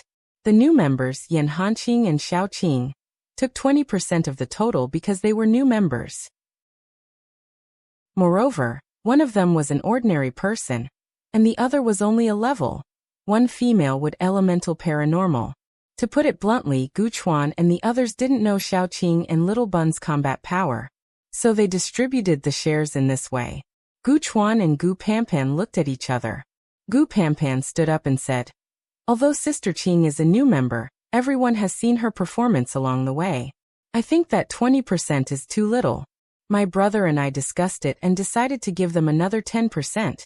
Before Gu Panpan could finish speaking, the man in the couple couldn't help but raise his voice. Wait a minute, I don't mind if you give them a bit more, but where do you get the extra money from? Gu Panpan couldn't help but frown. The nominal leader of this team was Gu Chuan, but ignoring this point, Gu Chuan and Little Bun were ranked the highest in the team according to combat power and contribution. The man's words were simply not giving them any face. The 10% for Sister Qing and the others, and the 40% for me and my brother. We will take 30%, and Sister Qing will take 30%. Don't worry, we won't touch your 20%, Gu Panpan said expressionlessly. Since she said so, the young couple stopped arguing. Atu, on the other hand, was embarrassed. He quickly said, how about this? I will take 5%, you take 5%, and we'll take 10% for Xiaoqing and the others. No need, we are new members. 20% is already a lot. Xiaoqing didn't care about the food. What she cared about was the crystals. Okay, we'll split it when we get back, Gu Chuan said concisely. Let's go back first. The few of them didn't refuse anymore. They packed their things and went back. Ordinary search teams generally didn't spend the night outside, because zombies were the world at night. There were too many unpredictable dangers. Xiaoqing and the others had a good harvest this time, so they didn't need to continue searching. Therefore, the group of people simply searched the surroundings and set foot on the road back. The car full of food slowed down a little. From time to time, a few people had to get out of the car to clear the zombies on the road. Unexpectedly, they didn't reach the base before dark. There are houses in front of us. Let's clear one out and stay for the night. We'll leave tomorrow morning. Atu suggested. It was too dangerous to travel at night. Zombies are the most active at night. I also think we should stay for the night, Gu Panpan also said. No one had any objections. Atu first found a house with an intact door. Most of the houses in the countryside were wooden and iron doors. Atu saw a closed iron door. It seemed to be safe, so he went forward to open it. Before he could open the door opened by itself. A skinny person poked his head out from the crack. His eyes were green, probably because he was hungry. Who are you? Chapter 16. Atu was shocked. He took a step back and subconsciously released his superpower. When he saw that it was a person and not something else, he let out a sigh of relief. We are the search team from the S-City Survivor Base. We are passing by. Can we stay here for the night? The man looked at Atu up and down with a strange look, then grinned. Okay. But what is a survivor base? Atu looked around and said, Can we go in first, and then I will explain to you? Come in. The man stepped back and let Xiaoqing and the others in. Xiaoqing frowned. She always felt that the man in front of her looked at people strangely, but she couldn't tell why. After entering, Xiaoqing and the others found that it was a sizable courtyard. There was a skinny woman holding a child in the yard, looking at the door with dull eyes. She only wore a loose coat, and most of her breasts were exposed to the air. From her neck to her exposed chest, there were bruises all over. When Xiaoqing and the others came to her side, the woman held the child in her arms in panic and murmured, Don't eat my child, don't eat my child. Xiaoqing found that the child in her arms was not a child at all, but a dirty quilt with a small pillow wrapped in it. Xiaoqing's eyes quickly became cold, but she didn't say anything. The man who led the way hurriedly said, She is a lunatic. The child was eaten by the man who turned her into a zombie. We took her in because she was pitiful. I think it's because she's pretty, the man in the couple muttered. Then he was slapped by his wife. After entering the house, the man who led the way shouted, Boss, people from the survivor base are here. As his voice fell, several cold eyes fell on Xiaoqing and the others. There were quite a few people in the room. Most of them were very skinny and wore ragged clothes. However, the boss that the man spoke of was dressed in clean and tidy clothes. He looked like a decent human being. Survivor base? The boss walked over. He looked decent, but he had a pair of triangular eyes. When he smiled, his eyes squinted. No matter how you looked at him, he looked sinister. After coming over, he smoked several cigarettes and handed one to Atu, one to Gu Chuan, one to the man in the couple, and one to Yan Hanqing. Gu Chuan and Yan Hanqing didn't take it, but Atu and the man took it. Atu smiled and took it. Since the apocalypse, I don't know how long it has been since I last smoked. Atu was telling the truth. In the apocalypse, people couldn't even eat, let alone smoke. The boss took a lighter and lit it for Atu. Then he shook the cigarette box and smiled. Beautiful ladies, do you want one too? Gu Panpan and the woman quickly shook their heads and waved their hands to show that they didn't smoke. The boss didn't force them. He smiled and said, I also heard that there is a well-built survivor base in front of us. I always wanted to take my brothers there, but there are too many of us.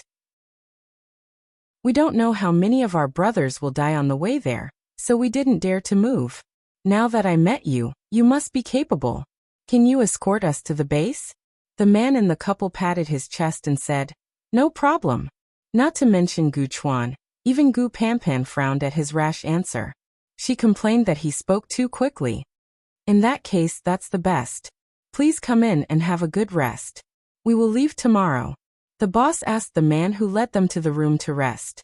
When the man left, Gu Panpan said, Why did you agree so quickly? Anyway, it's good for us to take the survivors back. The man said naturally. It's not troublesome to take them back. It's troublesome. Gu Chuan said coldly. What do you mean? The man was stunned. Gu Chuan didn't want to talk to him. He went straight to the corner and sat down. Xiaoqing also found a place to sit with Yan Hanqing. The man was a little embarrassed, but he didn't say anything. Soon it was evening. Someone knocked on the door and invited Xiaoqing and the others to come over for dinner. The few of them went out. Xiaoqing took the little bun out of the basket and held him in her arms. She then took the milk bottle out of her bag. It wasn't milk powder in the bottle. It was chicken soup that she had boiled before she came. She had removed the layer of oil on top. Little Bao didn't even need to heat it up. He wasn't an ordinary person. so he wasn't afraid of getting cold. Little Bao didn't want to let go of the bottle. Xiaoqing sat down at the table. There were two people sitting at the table. One was the boss, and the other was a young man who looked like a gangster. The others were sitting in the corner eating dry food. There's meat. The young couple's eyes were filled with excitement. After all, after the apocalypse, they rarely had the chance to eat meat. There was not only meat on the table, but also vegetables. There were 4 dishes and a soup. Although this configuration was nothing in the past, in the post-apocalyptic world, it was already a very luxurious meal. The boss made an inviting gesture and said, "Everyone came from afar. You're all guests. Please sit down." Gu Chuan, his sister, and Xiaoqing looked at each other. They saw the temperature in each other's eyes gradually drop. Only the young couple and Atu were still very happy. "Let's eat. Don't be shy." The boss smiled and put a piece of meat in Xiaoqing's bowl. Chapter 17. It smells good. I haven't eaten meat for a long time. The couple quickly put a few pieces of meat into their bowls. After all, meat was one of the rarest foods in the apocalypse. Xiaoqing didn't eat. She picked up a mushroom with her chopsticks and ate it. When the boss asked, she just smiled and said, "I'm on a diet." The guests and the host enjoyed the meal. After the meal, everyone went to rest. They were ready to leave this damned place. Xiaoqing strolled into the courtyard, followed by the silent Yan Hanqing. There was no one in the courtyard, only a small oil lamp. She didn't know where it came from, but the light from the oil lamp shone through the window, making it look gloomy. "Aren't you going to ask me why I stopped you from eating meat?" Xiaoqing lowered her voice. Yan Hanqing shook his head. "I can see." "That's good." Xiaoqing held Little Bun's hand and made him stumble forward step by step. She deliberately lowered her voice and said, "Ah Qing, I want to kill someone." Yan Hanqing was a bit stunned. No one had ever called him Ah Qing. It was so intimate that he couldn't help but blush. He even forgot to stop Xiaoqing. Xiaoqing helped Little Bun learn how to walk. Her steps were slow, and her voice was slow as well. "I'm not a good person, but I still have a little conscience. Smell the wind. The smell is too strong, and it lingers at the tip of my nose, reminding me constantly of what happened." Yan Hanqing's nose wasn't as sharp as Xiaoqing's, but the difference wasn't much. He fell silent and suddenly couldn't say anything to stop them. After all, some people were rotten to the core. Not to mention seeing them with his own eyes, he could even kill them with his own hands. "Something will definitely happen tonight," Xiaoqing said firmly. Her intuition told her that Yan Hanqing didn't say anything and just followed Xiaoqing. There weren't many empty rooms, so when it was time to sleep, Xiaoqing and Gu Panpan slept in the same room. If it wasn't for the fact that Gu Panpan was tired during the day, Xiaoqing would probably have listened to the gossip until midnight. Gu Panpan slept soundly, but Xiaoqing didn't. She hugged Little Bun and quietly curled up on the bed. When it was midnight, suddenly a scream came from the room next to hers. Xiaoqing's face changed immediately. She quickly got up from the bed and carried Little Bun. She didn't care about Gu Panpan, who was still sleepy. She went out for no other reason than the scream came from the man of the couple. Xiaoqing had a premonition that something would happen tonight, but she didn't expect it to be an internal affair. Xiaoqing arrived very early, probably because she didn't sleep. Yan Hanqing and Gu Chuan were just as early as her. The boss and his men arrived a little late. When they arrived, Gu Chuan kicked open the door. Everyone was shocked when they opened the door. The man's lower body was still on the bed, but his upper body was already drooping to the ground. His eyes were wide open, and there were a few deep bloodstains on his face. His throat was torn open, and it was obvious that he was no longer alive. The woman was lying on top of him, making a strange chewing sound. When she heard the door open, the woman turned her head. Her face and mouth were covered in blood, and her face was pale. Her skin was already rotting. "Do it." Gu Chuan's face changed. He pointed his finger, and the ice power was quickly displayed. The woman's feet were quickly frozen, and her feet were frozen together with the ground. The woman had just turned into a zombie, so her reaction was slower. She was stunned for a moment, and then suddenly became angry. She lifted her feet, and the ice under her feet cracked. Xiaoqing didn't say anything, but the vines just wrapped around her feet, and with a strong struggle broke. At this time, Yan Hanqing was already in front of the woman with a dagger. He stabbed the dagger into the woman's lower abdomen, and then he realized that the woman was already a zombie. It was useless to stab into her lower abdomen. He quickly pulled out the dagger, and the woman's hand with long shining nails slapped over. Yan Hanqing only had time to cross his hands in front of his chest, and then he was hit and sent flying. For some unknown reason, the woman's strength was much greater than that of ordinary zombies.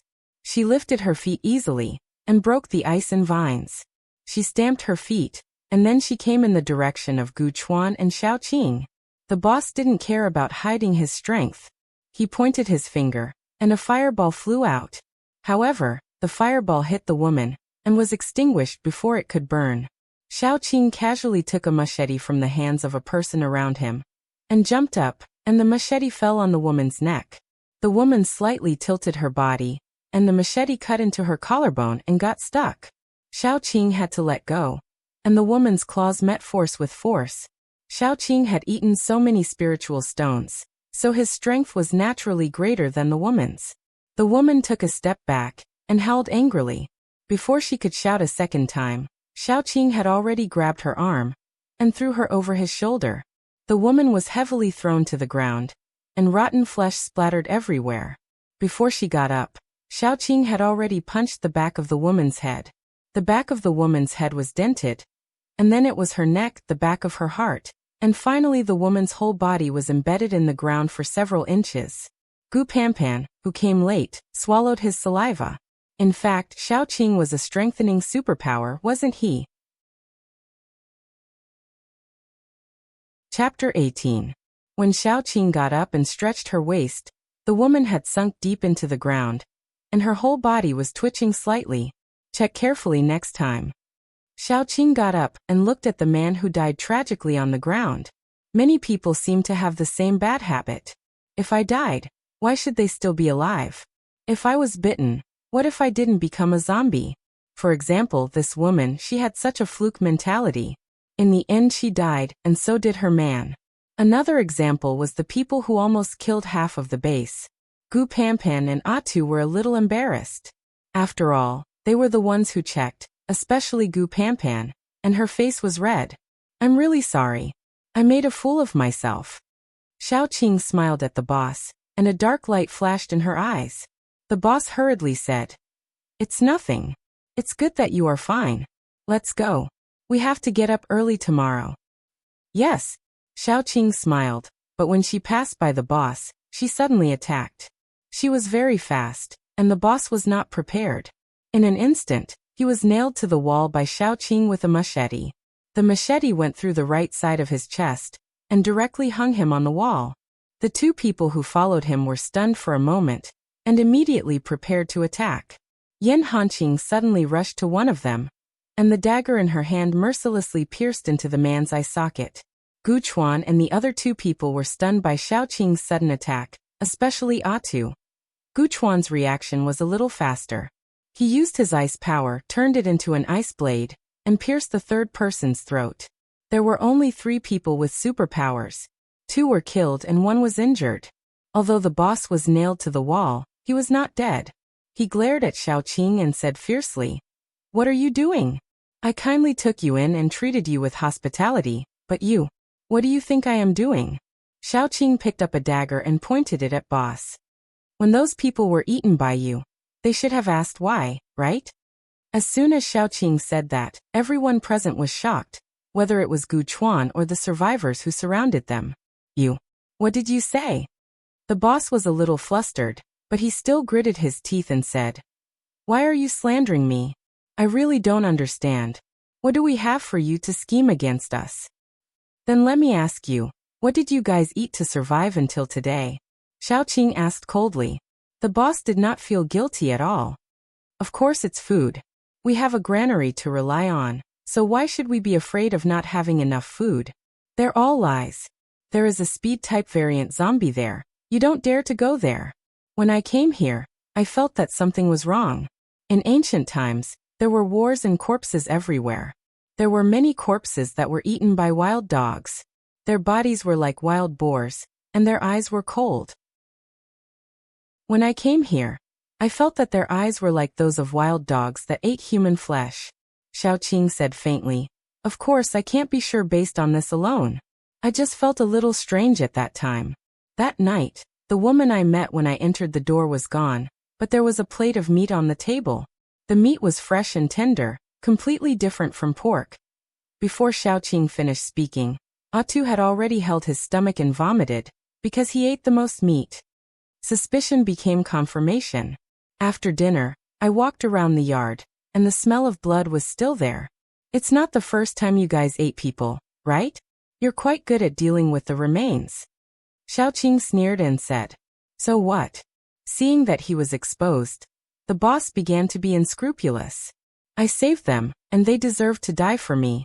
What's more, they were just two-legged sheep, and they were eaten by me. Isn't it proper? Before he could finish his words, Yan Hanqing, who couldn't take it anymore, had already stabbed him from his cheek all the way to the back of his head. It didn't matter if he begged for mercy or shouted unscrupulously. He could only leave it for his next life. Xiaoqing frowned and glanced around. Is there anyone who wants to avenge them? The onlookers quickly shook their heads. Xiaoqing picked up Little Bun and walked back to her room, ignoring the corpses on the ground and walls. Sister Qing, why are you going back? Gu Panpan kicked the corpse on the ground with disgust. She had never thought that the people here would survive by eating human flesh. How many people had they eaten? Sleep, we'll leave tomorrow, Xiaoqing said without looking back. After all, it was night time, and it was not suitable to rush. Gu Panpan really did not want to stay in this place for a second longer. When she thought of the people around her who were used to eating human flesh, and then recalled that she had almost eaten human flesh at dinner, she could not help but feel disgusted. Let's go. Gu Chuan looked at Atu, who was vomiting, and left. Gu Panpan immediately followed. Xiaoqing and Yan Hanqing arrived at the door one after another. Xiaoqing paused and smiled. Why are you going to sleep in my room? Yan Hanqing immediately blushed and stammered. No, I've been following you. I forgot. Xiaoqing opened the door and looked at Yan Hanqing with a faint smile. Come in, I can't sleep anyway. Chapter 19. If you want to come in and sleep, just say so. Xiaoqing pursed her lips and deliberately said. The night is long, and I don't have the mood to sleep. It's good for us to have a heart-to-heart talk. I'm going back to sleep. Yan Hanqing stammered and ran back, as if he was chased by a monster. Xiaoqing smiled and took the Little Bun back to her room. Before she could lie down, Gu Panpan came to Xiaoqing with a quilt. Probably because Xiaoqing was the only girl in the room, she felt safer with Xiaoqing. Gu Panpan tidied up the bed and crawled under the quilt. Probably because she was still a little scared, Gu Panpan kept looking for a topic to talk about. My brother and I speculated that she might have been bitten by a zombie, or just scratched. Gu Panpan covered herself tightly and said in a low voice. This person is just full of luck. Maybe she thought that such a small wound wouldn't turn her into a zombie, so she hid it and finally killed her husband. Gu Panpan sighed. But I didn't expect that there would be so many survivors here, and I didn't expect that there would be people eating human flesh. Gu Panpan kept gossiping. Xiaoqing didn't feel sleepy at first, but now she was completely awake. She could only hope that Gu Panpan would quickly say that she was tired and go to sleep. In the middle of the night, probably because Gu Panpan said that she was tired, she actually fell asleep. Xiaoqing was really relieved. The next morning, Gu Panpan woke up and found that there was no one beside her. Xiaoqing had already taken the Little Bun to wash up. Gu Panpan quickly got up and packed her things, ready to leave this strange place. This time when they left, they didn't take anything, including people. After all, except for them, everyone here should have eaten human flesh. No one wanted to take someone who had eaten human flesh away. Although everyone was looking at them eagerly, they still gritted their teeth and left directly. Ignoring the expectant eyes behind them, the group embarked on the journey back. At noon there was a haze and a small wind, reducing the visibility rapidly. Even the clouds in the sky were swallowed. No matter what, we have to go. It's too dangerous to stay here. Xiaoqing volunteered. I'll clear the way. The weather after the apocalypse had been very strange. Sometimes it was sunny, sometimes it suddenly rained, sometimes it was windy, and sometimes it was a thick fog. In short, it was very annoying. Xiaoqing walked forward while secretly counting the crystals in her inventory. She already had a lot of crystals in her hands, and there was also the crystal she just got from the woman's body. After absorbing these special crystals, Xiaoqing felt that she would definitely be promoted. However, it was safer to go back to the base to do it. After all, no one knew what would happen during the promotion. While walking, Xiaoqing seemed to see a familiar figure through the thick fog, but that figure only showed its face for a moment and then disappeared. That figure was too similar to Air Dai. Xiaoqing wanted to leave the car and grab that person to see if it was her Air Dai. However, now was not the time to think about it. Xiaoqing gave up the idea and continued walking. If it was really her Air Dai, they would meet sooner or later. While walking forward, Xiaoqing's car suddenly tilted violently to one side. Even if Xiaoqing turned the steering wheel, the car still hit a rock on the road. She got out of the car and saw that the tire was punctured. Moreover, it was directly hit by the car. There were piles of bones and remnants of weapons on the ground. She did not know who had punctured the tire. Xiaoqing frowned and asked, "Who knows how to fix this?" Yan Hanqing, who got out of the back seat, quickly said, "I know how to fix it." Then he carried the spare tire and walked over. Yan Hanqing began to fix the car after setting up the completely useless roadblock. The others also got out of the car. Xiaoqing frowned, guarding against any sneak attack. Xiaoqing was holding Little Bun. Suddenly, she heard a rustling sound approaching. She was immediately startled and guarded against the approaching zombies. But at this moment, the soil under Xiaoqing's feet suddenly loosened. Then, a flower suddenly appeared under her feet. The moment the pink and tender petals opened, Xiaoqing did not know what to say. Because the petals looked very pink and tender, they were very cute. The mouth of the petals was full of thorns. Xiaoqing even saw half of a zombie's arm hanging in the innermost part of the mouth. Man-eating flower? Xiaoqing was instantly stunned. She saw the huge flower suddenly open its mouth and bite towards her. Xiaoqing quickly retreated. The man-eating flower immediately pounced on her. The petals opened and closed, as if it wanted to immediately swallow Xiaoqing. It digested her like the arm in its mouth. Xiaoqing kept retreating, looking for a suitable weapon. The people behind her also quickly reacted to save Xiaoqing. All kinds of abilities quickly fell on the man-eating flower. However, other than blocking it for a while, they did not cause any damage. Xiaoqing picked up a rusty machete on the ground and carefully observed the man-eating flower. Generally speaking, plants should not move around. This man-eating flower had been using its long stem to chase after Xiaoqing to bite. If they left this area, the man-eating flower would definitely not chase after them. But once they left, they would have no choice but to take a longer route. At that time, the danger would increase, and it would be much later to go back. It was a headache. Chapter 20. Gu Panpan quickly leapt up and stood in front of Xiaoqing, grabbing the head of the man-eating flower with one hand. Her left hand grabbed the upper calyx of the man-eating flower, and her right hand grabbed the lower calyx, forcibly stopping the flower head from closing. From Xiaoqing's angle, she could see that Gu Panpan had used too much force, and that her muscles were as taut as a mouse. Gu Panpan was in such a hurry that she didn't see the barb in her left hand. The barb directly penetrated the back of her hand, and blood flowed down her palm. Tasting the scent of blood, the man-eating flower moved even more vigorously. It continued to struggle, causing Gu Panpan's forehead to be covered in sweat. Its thorns have an anesthetic effect. I can't hold on much longer. Quick. Atu and Guchuan quickly made their moves.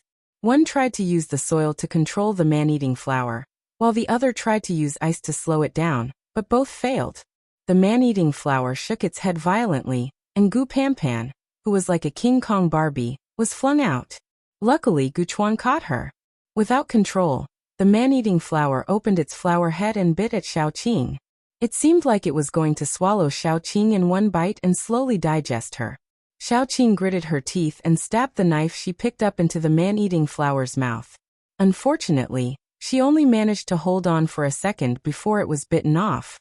The inner wall of the flower secreted a kind of sulfuric acid, which eroded everything that entered its mouth. Gu Chuan was thrown to the ground by Gu Panpan. Seeing this, he shouted anxiously, "Xiaoqing, you can find a way to subdue it." It was said that wood paranormals could subdue mutated plants for their own use, but most of them subdued relatively mild mutated plants. For example, those mutated medicinal plants were the favorite of wood paranormals because they could assist in healing. A wood paranormal had subdued a plant that emitted a stimulant-like fragrance. During a battle, it could improve his combat effectiveness and make him temporarily forget his pain. However, there were only a few who dared to subdue a mutated plant like the flower. Wood paranormals could subdue one plant at each level. If they subdued more than that, it would be beyond their control. Xiaoqing happened to have not subdued any plants. That was why Gu Chuan asked her to give it a try. In the current situation, only Xiaoqing could give it a try. Their abilities had no effect on the flower, and Gu Panpan was anesthetized. If they didn't give it a try, they would have to go the long way. Xiaoqing took a deep breath and calmly dodged while studying the weakness of the piranha flower.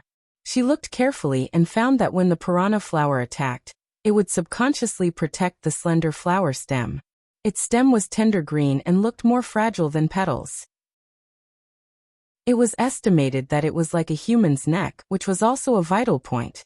Xiaoqing rolled forward, avoiding the sudden bite of the flower. Suddenly, she stretched out her 10 fingertips. The fingertips were rapidly lengthening. The gray and black fingernails reflected a cold luster. They were quickly and accurately inserted into the flower's stem. The green liquid immediately splashed out.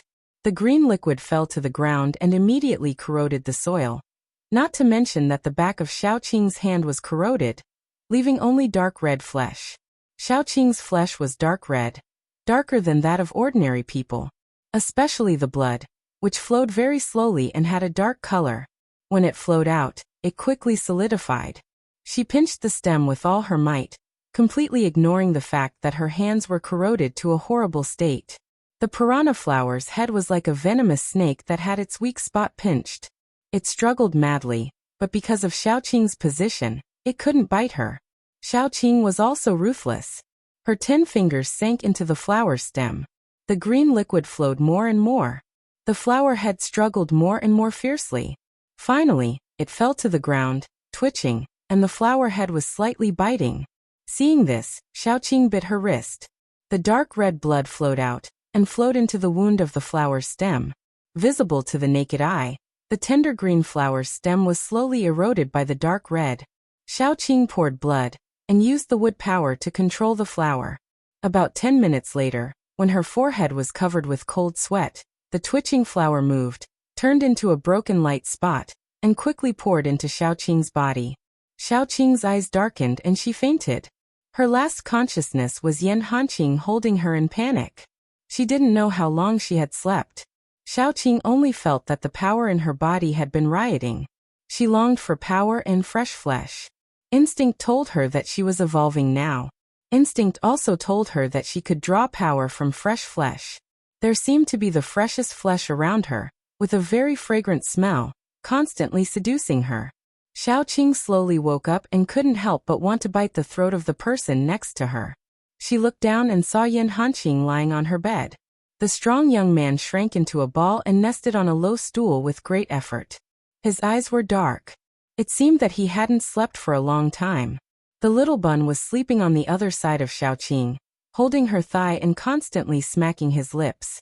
Xiaoqing quickly woke up and quickly took out a few crystals from the space, including the crystals left by the woman and the mutant zombie.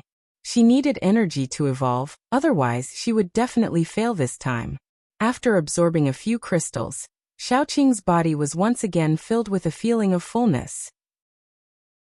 She could clearly feel a wave of energy flowing through her body, constantly growing stronger. When it reached a certain point, it was as if a layer of film had been broken. The surging power quickly broke out, and Xiaoqing could hear her joints cracking. She knew that she had made a breakthrough. Not only had her wood power improved, But her physical fitness had also improved. With her strength and speed, ordinary strength paranormals might not be her match. Clenching her fist, Xiaoqing took a breath. The stronger she was, the more capital she had to protect her child. Her movements woke up Yan Hanqing, who was guarding beside her. Yan Hanqing opened his eyes vigilantly. After finding that it was Xiaoqing, he breathed a sigh of relief and said in a hoarse voice, "You're finally awake." "I slept for a long time?" Xiaoqing moved a little, but Yan Hanqing caught her hand and carefully tightened the bandage on her hand. "Your body temperature is very high. Gu Chuan said that your body is being transformed because of the promotion. You slept for more than 10 hours before your body temperature gradually dropped." Xiaoqing looked at the man's serious face and touched it. She said in a teasing tone, "You're so virtuous. You'd better marry early. How about considering me?" Chapter 21. Yan Hanqing couldn't help but turn his face. From his cheeks to his earlobes, he lowered his voice and said, "You slept for so long, aren't you hungry?" "It's okay." For Yan Hanqing to change the topic, Xiaoqing smiled. She was just joking. Since she was resurrected, Xiaoqing didn't believe that men have true feelings. Probably because Xiaoqing was indifferent. Yan Hanqing pursed his lips. After a long time, he said with a weak voice, "I don't deserve you." "What did you say?" Xiaoqing, who was immersed in her memories, raised her eyebrows. Yan Hanqing hurriedly said, "Nothing. I was talking to myself." Xiaoqing didn't say anything. She moved her legs and got off the bed. As soon as her feet touched the ground, she felt that she was different from before. That kind of body was full of power. The feeling of wanting to release it was really good. Even Xiaoqing felt that there was nothing that could stop her. But Xiaoqing also knew that there was always someone better. Too complacent was arrogant. She was still relatively self-aware. "Where are we now?" "Because you fainted, we didn't hurry. We just found a place to stop." Yan Hanqing looked at Xiaoqing's back. His eyes had a gentleness that he himself didn't know. Xiaoqing was the best woman he had ever met. She was not pretentious like those so-called socialites. She was real, beautiful, intelligent, and powerful. Even her every move was so free and easy that most people could only dream of. This kind of woman was like a cheetah in the grassland. Yan Hanqing didn't feel that he was worthy of her. It wasn't that he had low self-esteem. It was just like some flowers were too beautiful. He couldn't bear to reach out and pick them. "I dragged everyone down." Xiaoqing opened the door and found that they were in a house, probably because of the zombies. The original owner of the house was gone, so Xiaoqing and the others directly used it as a place to rest. Xiaoqing opened the door and saw Tu and Gu Chuan siblings playing cards in the yard. When they saw Xiaoqing come out, Gu Panpan was the first to throw down the cards in her hand. "Sister Qing, you woke up? Great, you were unconscious. I couldn't eat or sleep well." Tu grabbed Gu Panpan, her face flushed. "How can you be so shameless? I was about to win, you actually put down the cards." "Alright, stop fooling around."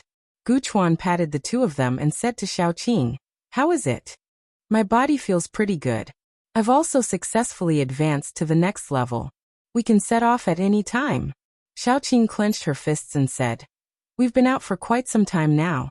It's time to go back. Pack your things, we will leave in the afternoon." Gu Panpan was also very excited, although this trip lost 2 people, but the 2 were ordinary people, and both of them had bad intentions. Gu Panpan didn't feel that it was a pity. On the contrary, they had a lot of harvest. It could be said that they returned with a full load. So after a week, they returned to the base. The most important thing was naturally to divide the loot. When they entered the city, what should be handed over was handed over. The rest all belonged to the 5 of them. Because there were 2 less people, and Xiaoqing's contribution was seen by everyone, the final distribution was 20%.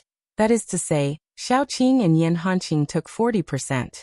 This was indeed a surprise for the new members of the search team.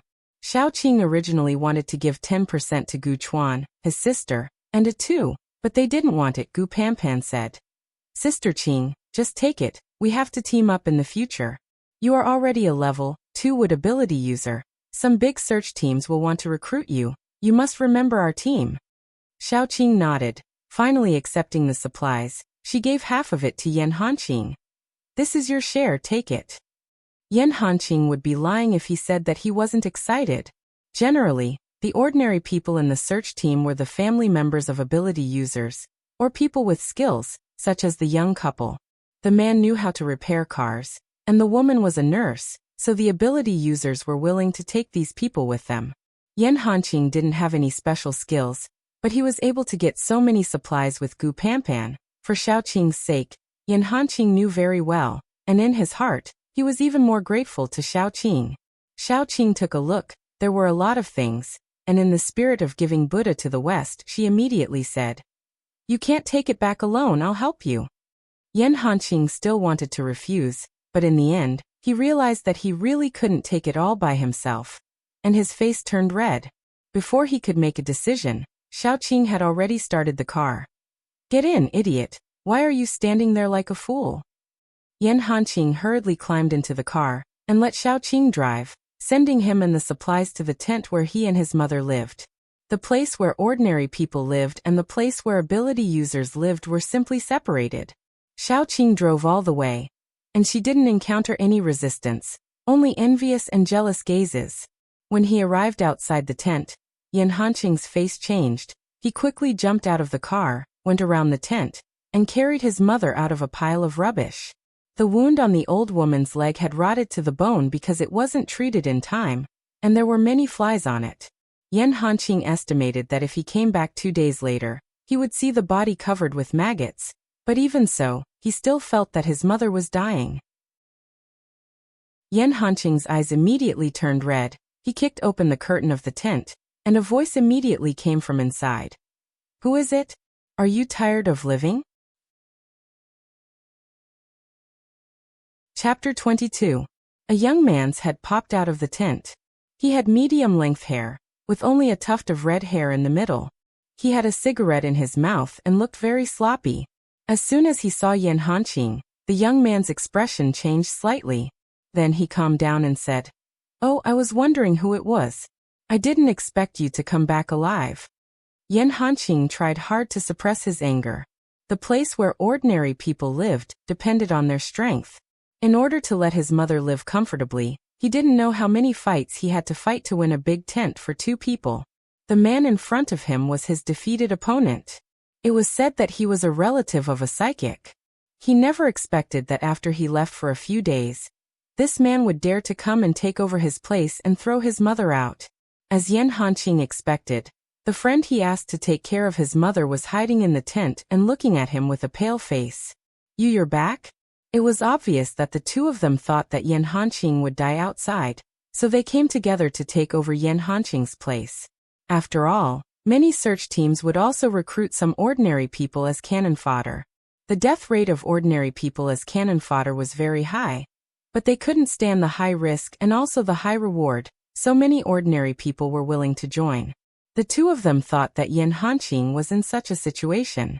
They didn't expect that Yan Hanqing would come back safely. "Get out!" Yan Hanqing's voice was low and hoarse. He gritted his teeth, and an endless storm was brewing in his eyes.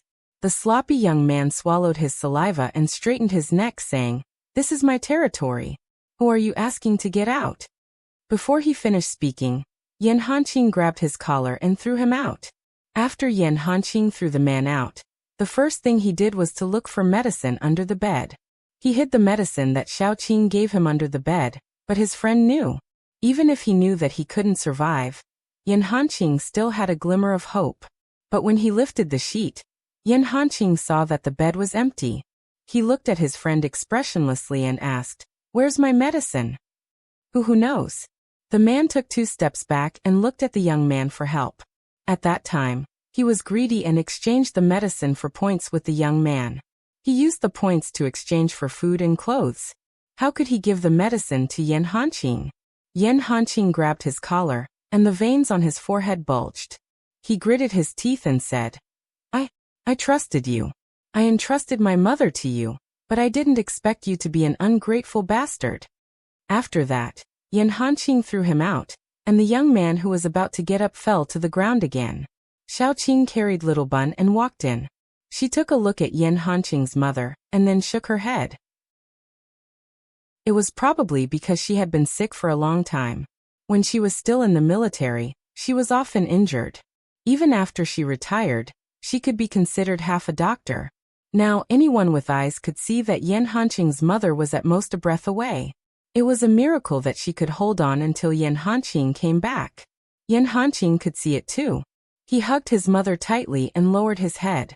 After a while, he said with a choked voice, "When I was young, my father passed away early. It was my mother who raised me. When I was admitted to the military school, she borrowed money from everywhere and sold her house and land to raise my living expenses and tuition. At that time, I swore that I would make my mother's life better. But I didn't do it. When the apocalypse happened, I couldn't protect her. Although she wasn't eaten by zombies, she almost died in the mouth of mutant animals. Later, she was transferred to the base. I didn't have the ability to treat her. In the end, I didn't let her live a good life." Yan Hanqing's voice became more and more hysterical until the old woman gently grasped his hand. "Is Ah-Ching back?" "Mom, it's me. Yan Hanqing saw that the old woman had some consciousness, so he quickly grabbed her hand. He was afraid that he would frighten the old woman, so he lowered his voice and said, "Mom, are you okay?" "That's good." Yan Hanqing's mother kept smiling. She held Yan Hanqing's hand tightly and sighed. "I don't have any regrets in my life. The only regret is that I didn't get to see you get married and have children. Ah-Ching, if you find a daughter who is willing to be with you in the future, you have to treat her better. Once a woman decides to marry a man, she's entrusting her life to him." "Mom, I know. Yan Hanqing buried his head in the old woman's arms and his voice became more and more choked. The old woman touched his head and said regretfully, "I can't let it go. Auntie, don't worry. I will take care of him for you in the future." Xiaoqing couldn't help but say. The old woman glanced at Xiaoqing and smiled. There was no regret on her dirty old face. She gently pinched Xiaoqing's little finger, as if she wanted to make a promise with her. But before their fingers were hooked, the old woman had already died. Yan Hanqing's body trembled. He buried himself in the old woman's arms and didn't cry at all. But his back, which was always straight, trembled and showed some weakness. Xiaoqing didn't say anything. She didn't know how to comfort him. She just silently looked at the two people who were preparing to escape outside the door. Life, it should be paid with life, right? Chapter 23. However, Xiaoqing didn't make a move because Yan Hanqing had already made a move. He gently placed his mother on the ground. His movements were so careful that it was as if his mother was still alive. Then he strode out of the door expressionlessly. At this moment, the two men on the ground had already gotten up, especially Yan Hanqing's friend. He had already turned around and ran far away. Xiaoqing didn't plan to avenge Yan Hanqing, but she also didn't plan to let him escape. She tied the man's ankles with a rattan and dragged him back to where he stood. He wanted to run again, but Yan Hanqing had already grabbed him and punched him hard on the back. Xiaoqing felt pain in her internal organs. The man screamed, staggered, and fell to the ground. Then he was beaten to death by Yan Hanqing. Yes, he was beaten to death. His cervical vertebrae and neck were broken into at least 6 or 7 pieces. His whole body was limp on the ground. He was still hanging on to his last breath. Once his last breath was gone, he would be a dead man. Yan Hanqing was very restrained. He just let the man be on the verge of death, and then threw him aside. He also wanted the man to experience the good feeling of being unable to move after being seriously injured. He could only wait for death on the side. Then he turned to look at the young man. He was frightened, especially when he saw that Yan Hanqing looked calm, but in fact, his eyes were already red. "Don't mess around. My cousin is a paranormal. Don't think that you can be unscrupulous just because you found a little girl to back you up," the young man said sternly. "That's what I should say to you." Yan Hanqing clenched his teeth and threw himself at the youth. The youth was much stronger than the person on the ground who had turned into a pile of minced meat. At the very least, he could resist Yan Hanqing for a while. Gradually, the two men's arms, faces, and all exposed parts of their bodies were covered with wounds. Especially the young man, his face was bruised and swollen. Even if his mother came to see him, she probably wouldn't be able to recognize him. His physical strength was not as good as Yan Hanqing's, who was born in the military. He screamed because Yan Hanqing found a loophole and broke one of his legs. The protruding bone cut through his pants. Blood quickly thickened and dripped down. Yan Hanqing took the opportunity to grab his hair, which was the strange-colored hair, and then kept knocking his head on the ground. The ground was paved with bluestone slabs. The first time he knocked on it, the young man's head was already splattered with blood. Yan Hanqing did not stop. He grabbed the young man's hair and knocked on it 4 or 5 more times. Each time, the young man's head was covered with blood. When the young man was lifted up for the last time, he was unconscious. He kept muttering, "My cousin is a superpowered man. My cousin is a superpowered man." Xiaoqing glanced at him. His legs were dangling in a crooked position. It was obvious that Yan Hanqing had broken them all. His face was covered in blood, and his front teeth had all fallen out from kissing the ground again and again. He looked a little pitiful, but Yan Hanqing obviously wasn't going to let him go. He lifted the young man's neck and quickly broke his cervical vertebra. With a crack, the young man was dead. Yan Hanqing threw the young man's body aside, then knelt on the ground weakly. He covered his face with one hand and didn't make any sound. Xiaoqing could sympathize with him. She patted him on the shoulder and released the man-eating flower that she had subdued before. The man-eating flower's huge flower head kept swaying. Under Xiaoqing's command, it swallowed the young man's body, and then the man who was still breathing. There was a way to destroy the body. Obviously, the man-eating flower was a good choice to destroy the body. The man-eating flower's huge flower head just wriggled a little and ate the 2 people. It closed the flower head and began to digest. After a while, it would spit out the bones that it couldn't digest. After doing all this, Xiaoqing stood quietly beside Yan Hanqing, waiting for him to recover. Although Xiaoqing didn't have a family, she could understand the feeling of suddenly losing a mother. Especially Yan Hanqing and his mother had depended on each other for many years. That kind of relationship was probably deeper than a normal mother and son. After a long time, Yan Hanqing raised his listless face, turned to Xiaoqing and said, "Am I very useless? I can't protect anything. In the end, even my mother was in a miserable situation. She didn't enjoy a day of happiness in her life." Yan Hanqing sneered and said, "I'm a waste. I can't do anything. I can only passively accept everything." If it was another person, they might be considerate and comfort him, saying something like, "You're not a waste. You're actually very good." But Xiaoqing didn't. She looked condescendingly at the decadent Yan Hanqing and said in a low voice, "The end of the world is like this. When you're weak, you can only passively accept the fate of being prostituted. So why are you here feeling sorry for yourself instead of working hard to become a strong person? You may feel that you can't protect anything now, but you're much better than many people who can't even protect themselves." Xiaoqing's voice was cold, but with a concern that couldn't be ignored. "Now get up, pull yourself together. Sooner or later, you'll be able to push down this damn fate and turn it around." Chapter 24. After a long time, Yan Hanqing suddenly smiled. He wiped his face, which was already splashed with a lot of blood. After he wiped it, the blood was all gone. "Thank you." Xiaoqing didn't say anything. She just lifted her chin, indicating that Yan Hanqing's mother was still in the tent. Yan Hanqing carried his mother out. Suddenly, he knelt down and kowtowed to Xiaoqing 3 times. Xiaoqing was stunned. "What are you doing?" "My mother has never enjoyed any happiness in her life. She only has one wish, which is to be buried with my father." Yan Hanqing blushed as he spoke. "I know it's very difficult to travel from here to H City at this time of the year. You want me to accompany you to send your mother there?" Xiaoqing looked at Yan Hanqing's difficult expression and continued.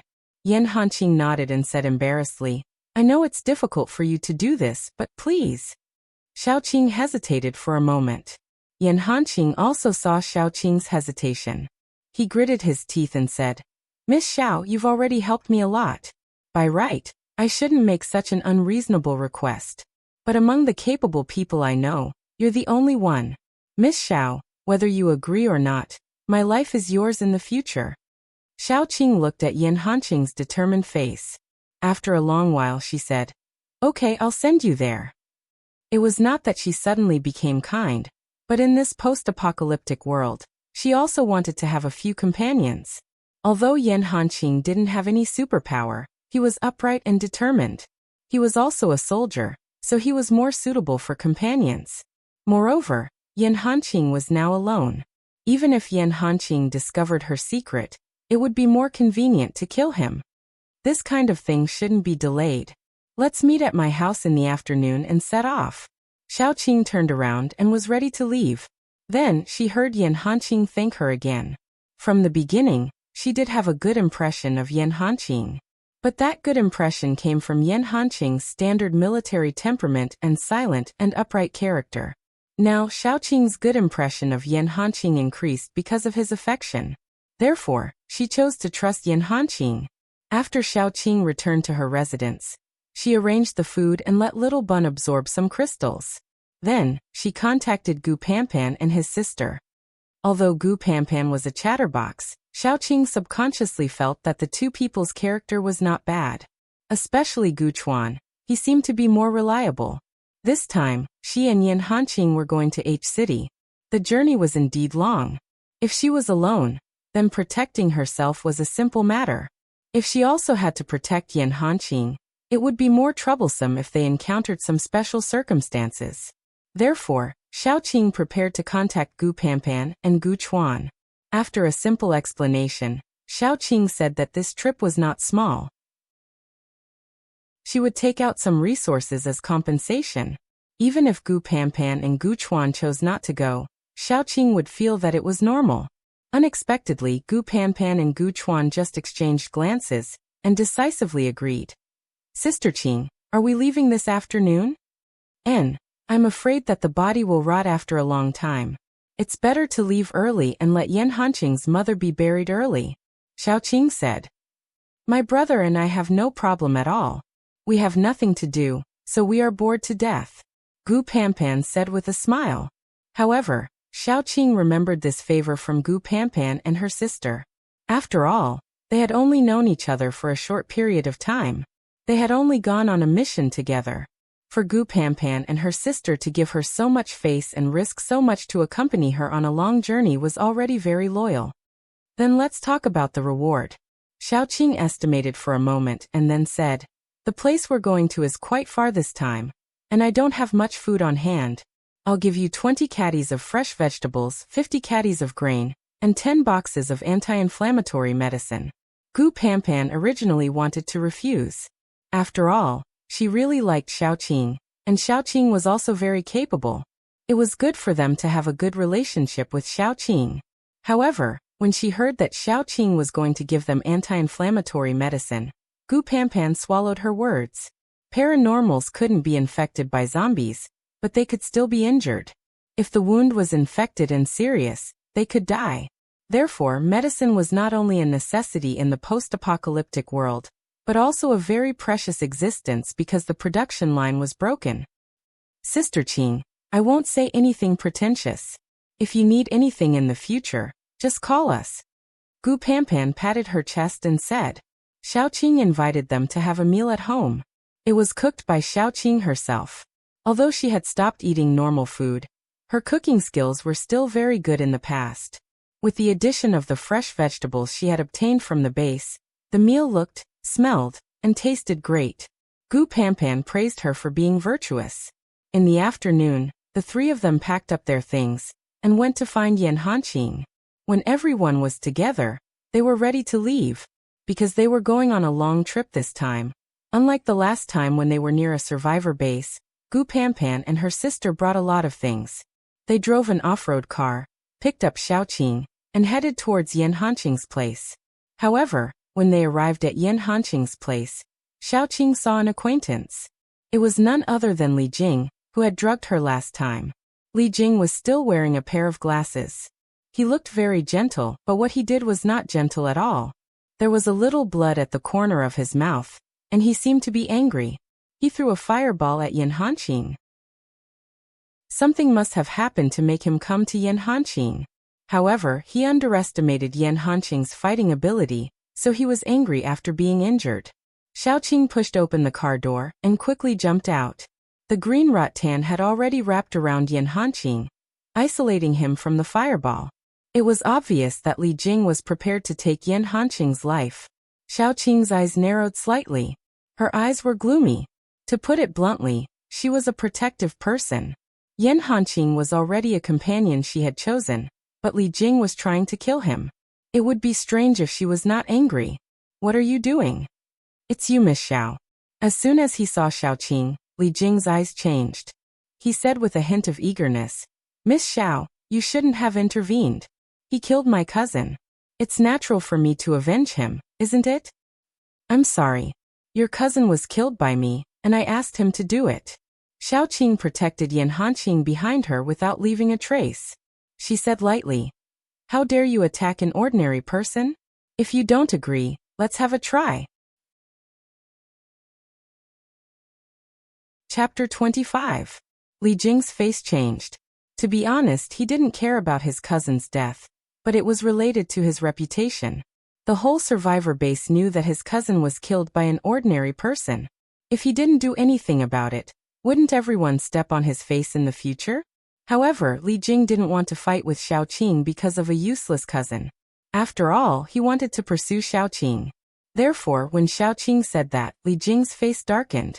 He deliberately ignored Xiaoqing's words and said to Yan Hanqing, Hiding behind a woman, are you still a man? Attacking an ordinary person. Are you still a man? Gu Panpan stepped forward and rolled her eyes at Li Jing. If you have the guts, then go and fight a high-level paranormal. Why are you acting like a B** starred here? You. Li Jing was a gloomy person, so he didn't quarrel with Gu Panpan. He just said with a gloomy face, I don't care who he is. I only know that he killed my cousin, so he is my enemy. It doesn't matter if my enemy is an ordinary person or a strong paranormal, I will take action. For me, I don't care about their strength or identity, but if they are my enemy, put yourself in my shoes. If an ordinary person killed your brother, would you not take action? Li Jing was not stupid. He also knew Gu Panpan and Gu Chuan. Gu Chuan was a level 1 paranormal, but it was said that he was on the verge of breaking through. Gu Panpan was also a level 1 paranormal. He couldn't offend them directly, but he could still make some sarcastic remarks. Nonsense. How could an ordinary person kill her cousin? Gu Panpan still wanted to say something, but Xiaoqing stopped her. It seems that I shouldn't stop you. Before Li Jing could rejoice, she heard Xiaoqing continue. But don't even think about making a move against Yan Hanqing today. I won't interfere unless you beat me. When Li Jing heard this, she said, All right, let's spar then. After all, Xiaoqing had just arrived at the base, and it was said that she was only a level 1 wood-type paranormal. The attack power of a wood-type paranormal was weaker than that of a fire-type paranormal, not to mention that he was already at the peak of level 1 and was about to break through to level 2. Therefore, Li Jing was not worried that he would lose to Xiaoqing. He even imagined that after he showed his strength, Xiaoqing might fall in love with him. After all, whether it was before or after the apocalypse, it was easier for the strong to capture a woman's heart. Xiaoqing looked around. This place was relatively empty, so she said, There's no need to choose a place. Let's do it here. Okay. Li Jing nodded. Then let's start. Before he could finish his sentence, a fair fist landed on his face, shattering the glasses he was using to show off. Immediately after, Li Jing felt a sharp pain in his lower abdomen and was sent flying. Li Jing was stunned the whole time. He did not even have time to release his power before he became a punching bag. Even when he was still in the air, Xiaoqing appeared behind him and punched him heavily in the back.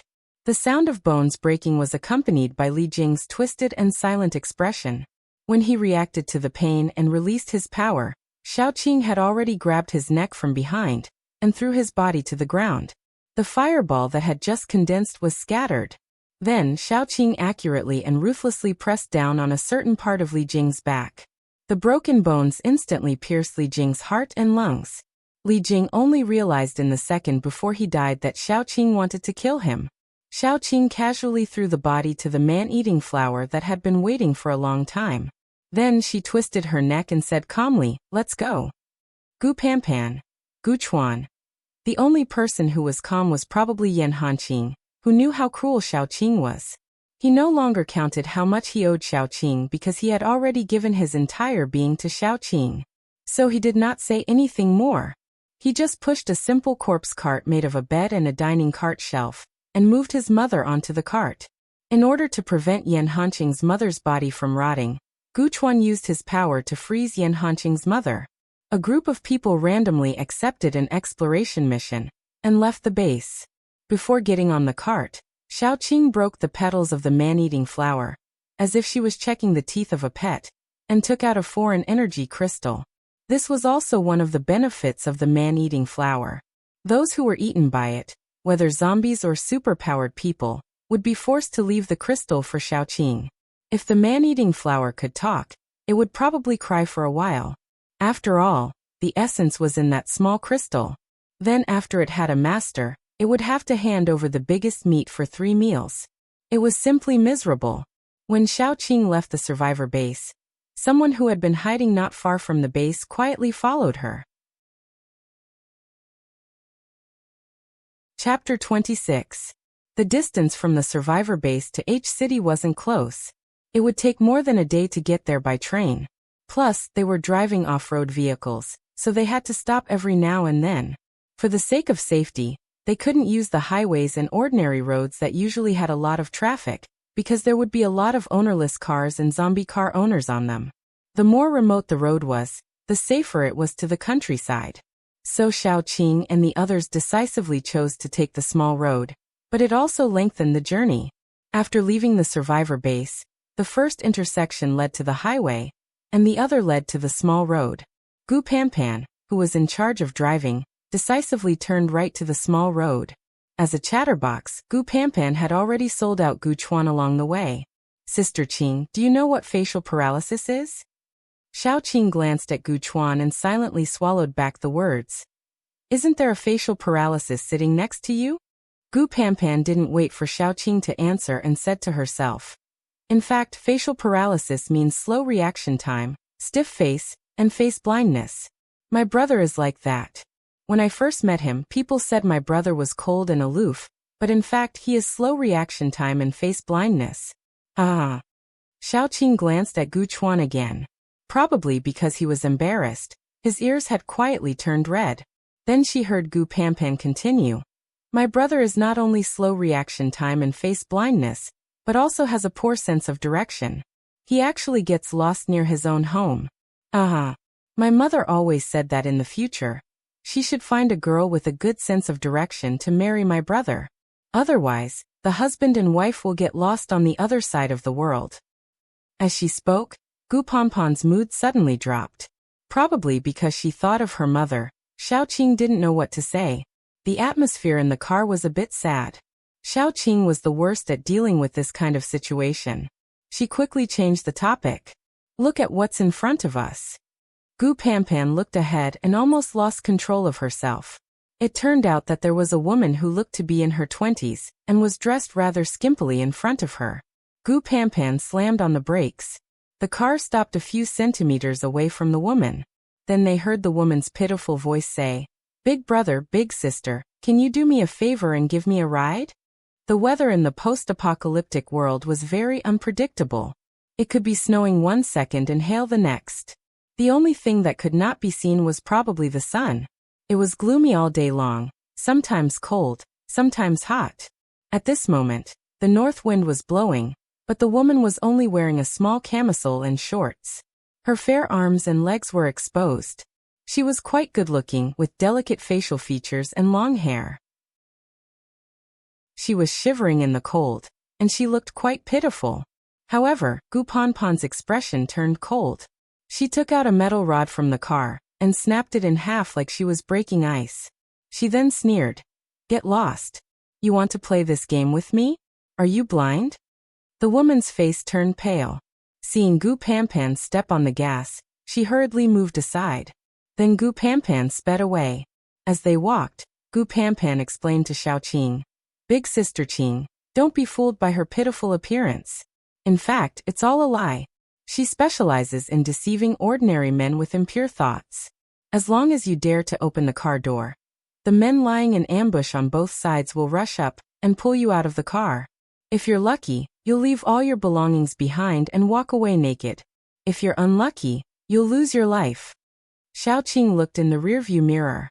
Sure enough, she saw a few strong men holding knives and sticks appear beside the angry woman. However, they only deceive those perverted men, and those who are truly kind. For someone with a high IQ like me, I can see through it at a glance. Gu Panpan said proudly. Gu Chuan probably wanted to take revenge on Gu Panpan for exposing his secret. It was rare for him to say a long sentence. Then who was the one who was deceived and almost had their car stolen? Gu Panpan immediately blushed and pouted. Brother. Xiaoqing couldn't help but laugh. One of the reasons she was willing to be friends with Gu Panpan and his sister was probably because their friendship was too enviable. After all, in the apocalypse, not to mention siblings, even father, son, mother, and daughter might fall out with each other. It was a blessing to have a brother and sister who supported each other in the apocalypse. This made Xiaoqing think of Mu Lin, the careless girl who treated her well from the bottom of her heart. It could be said that Xiaoqing's life was actually a failure. She was abandoned when she was born. She relied on herself to enter the military academy and entered the army. However, she was discharged due to injury. She fell in love with a man, but in the end, she found out that he was a scum. Her only two blessings were that she met Mu Lin, the girl who grew up with her and truly cared about her. The other was little Baozi, who was a gift from God. Mama Sugar. Xiaoqing was still lamenting when little Baozi, who was nestled in her arms, obediently put the milk candy into Xiaoqing's mouth. Although Xiaoqing didn't need to eat, her heart still felt warm. Just as she thought, little Baozi was indeed the best gift from God. Chapter 27. Let's rest. Gu Panpan looked at her watch, and then looked at the bungalow not far away. After the apocalypse, zombies were much more active at night than during the day. Therefore, people with a bit of intelligence would choose to find a safer place to rest at night. Of course, there was another point, that was paranormals were also human, and they also needed to rest. In this regard, Xiaoqing felt that she still had an advantage. Her body was much more patient than ordinary paranormals, and if she didn't fight for a long time, she would hardly feel tired. In any case, until now, Xiaoqing hadn't found her limit. Without replenishing her energy, 3 hours of sleep was enough for Xiaoqing to maintain her spirit for a whole day. After cleaning up a few wandering zombies, they settled down. The villages here were almost all connected together, one village after another. After the outbreak of the apocalypse, some strong young people and paranormals took some survivors and left. Some established their own small survival bases, some joined other survival bases, and the rest were mostly old, weak, sick, and disabled people waiting to die. She closed the door at home and relied on the stored food and vegetables at home to survive. Every day was a day she could live. When Gu Panpan climbed over the wall, she smelled a rotten smell. She opened the door and saw a highly rotten corpse hanging on the beam. Looking at the clothes and figure, it should be an old man. Gu Panpan was a little bit silent, and called Gu Chuan to put the old man down. The 4 people dug a hole in the yard and buried the old man. This old man should be the kind who was abandoned because of old age, or voluntarily stayed. After eating all the food, he chose to end his life. The 4 people were a little depressed and they didn't know what to say. They just silently ate the dry food, and then prepared to rest.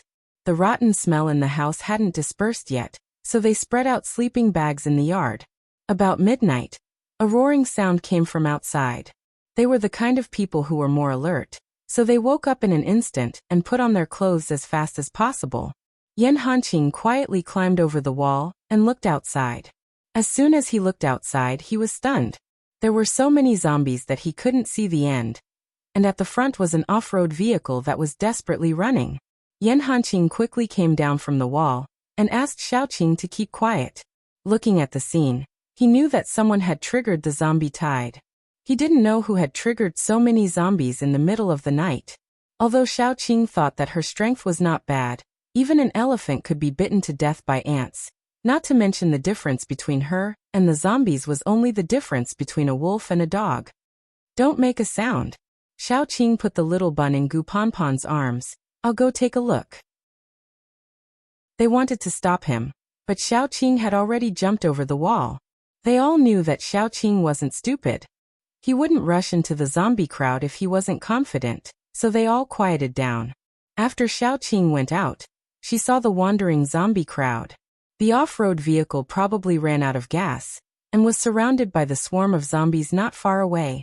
The glass and everything else was broken. Those zombies didn't seem to see Xiaoqing at all, and continued to wander. Zombies' sense of hearing and smell were particularly sensitive, especially the smell of blood, which was particularly attractive to zombies. Xiaoqing mingled in the middle of a group of zombies, and walked to the off-road vehicle. The off-road vehicle was surrounded by zombies, so it was not easy to squeeze in. Xiaoqing had to hide, so that she wouldn't be stained with rotten flesh and blood. After squeezing her way to the center with great difficulty, Xiaoqing finally saw the scene around the off-road vehicle.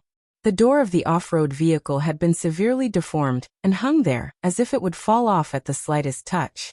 The people inside had all been dragged out, and only white bones with flesh hanging from their corpses were left scattered on the ground. There was no hope. When Xiaoqing was just about to leave, she saw a piece of cloth hanging on the car. It was obviously a cloth bag, but it was torn apart. Several pieces of energy crystals fell under the cloth. Judging by the size, the smallest one was at least level 2. This was a surprise. Those crystals were enough to upgrade her strength by 1 level. And maybe the little bun could also upgrade. Xiaoqing had always believed that the emergence of paranormals was the product of human evolution with the change of the environment. Then what about the end of the evolution? And Xiaoqing also found that zombies were also evolving. The little bun's birth was different from ordinary people. He was born from the dead Xiaoqing's belly. No matter whether it was his body or IQ, he was different from ordinary children. The little bun could also evolve. If the little bun evolved to the end, would he be the same as ordinary people? No matter what, Xiaoqing had to upgrade the little bun. She stretched out her hand to the crystals, and just when her fingertips touched the crystals, there was a sharp sound behind her head. Her years of vigilance allowed her to react quickly. She grabbed the crystal and crawled under the off-road vehicle. The off-road vehicle behind her made a harsh screeching sound. Xiaoqing saw a very strong figure on the other side of the vehicle with the help of the moonlight. His muscular arms had already pierced through the off-road vehicle. More importantly, this person was wearing ragged clothes, and his skin and flesh were in a half-rotten state. He was not a human at all. You're tuning in to the Earbook Haven YouTube channel. Don't forget to subscribe and join us on this journey to catch the most captivating stories.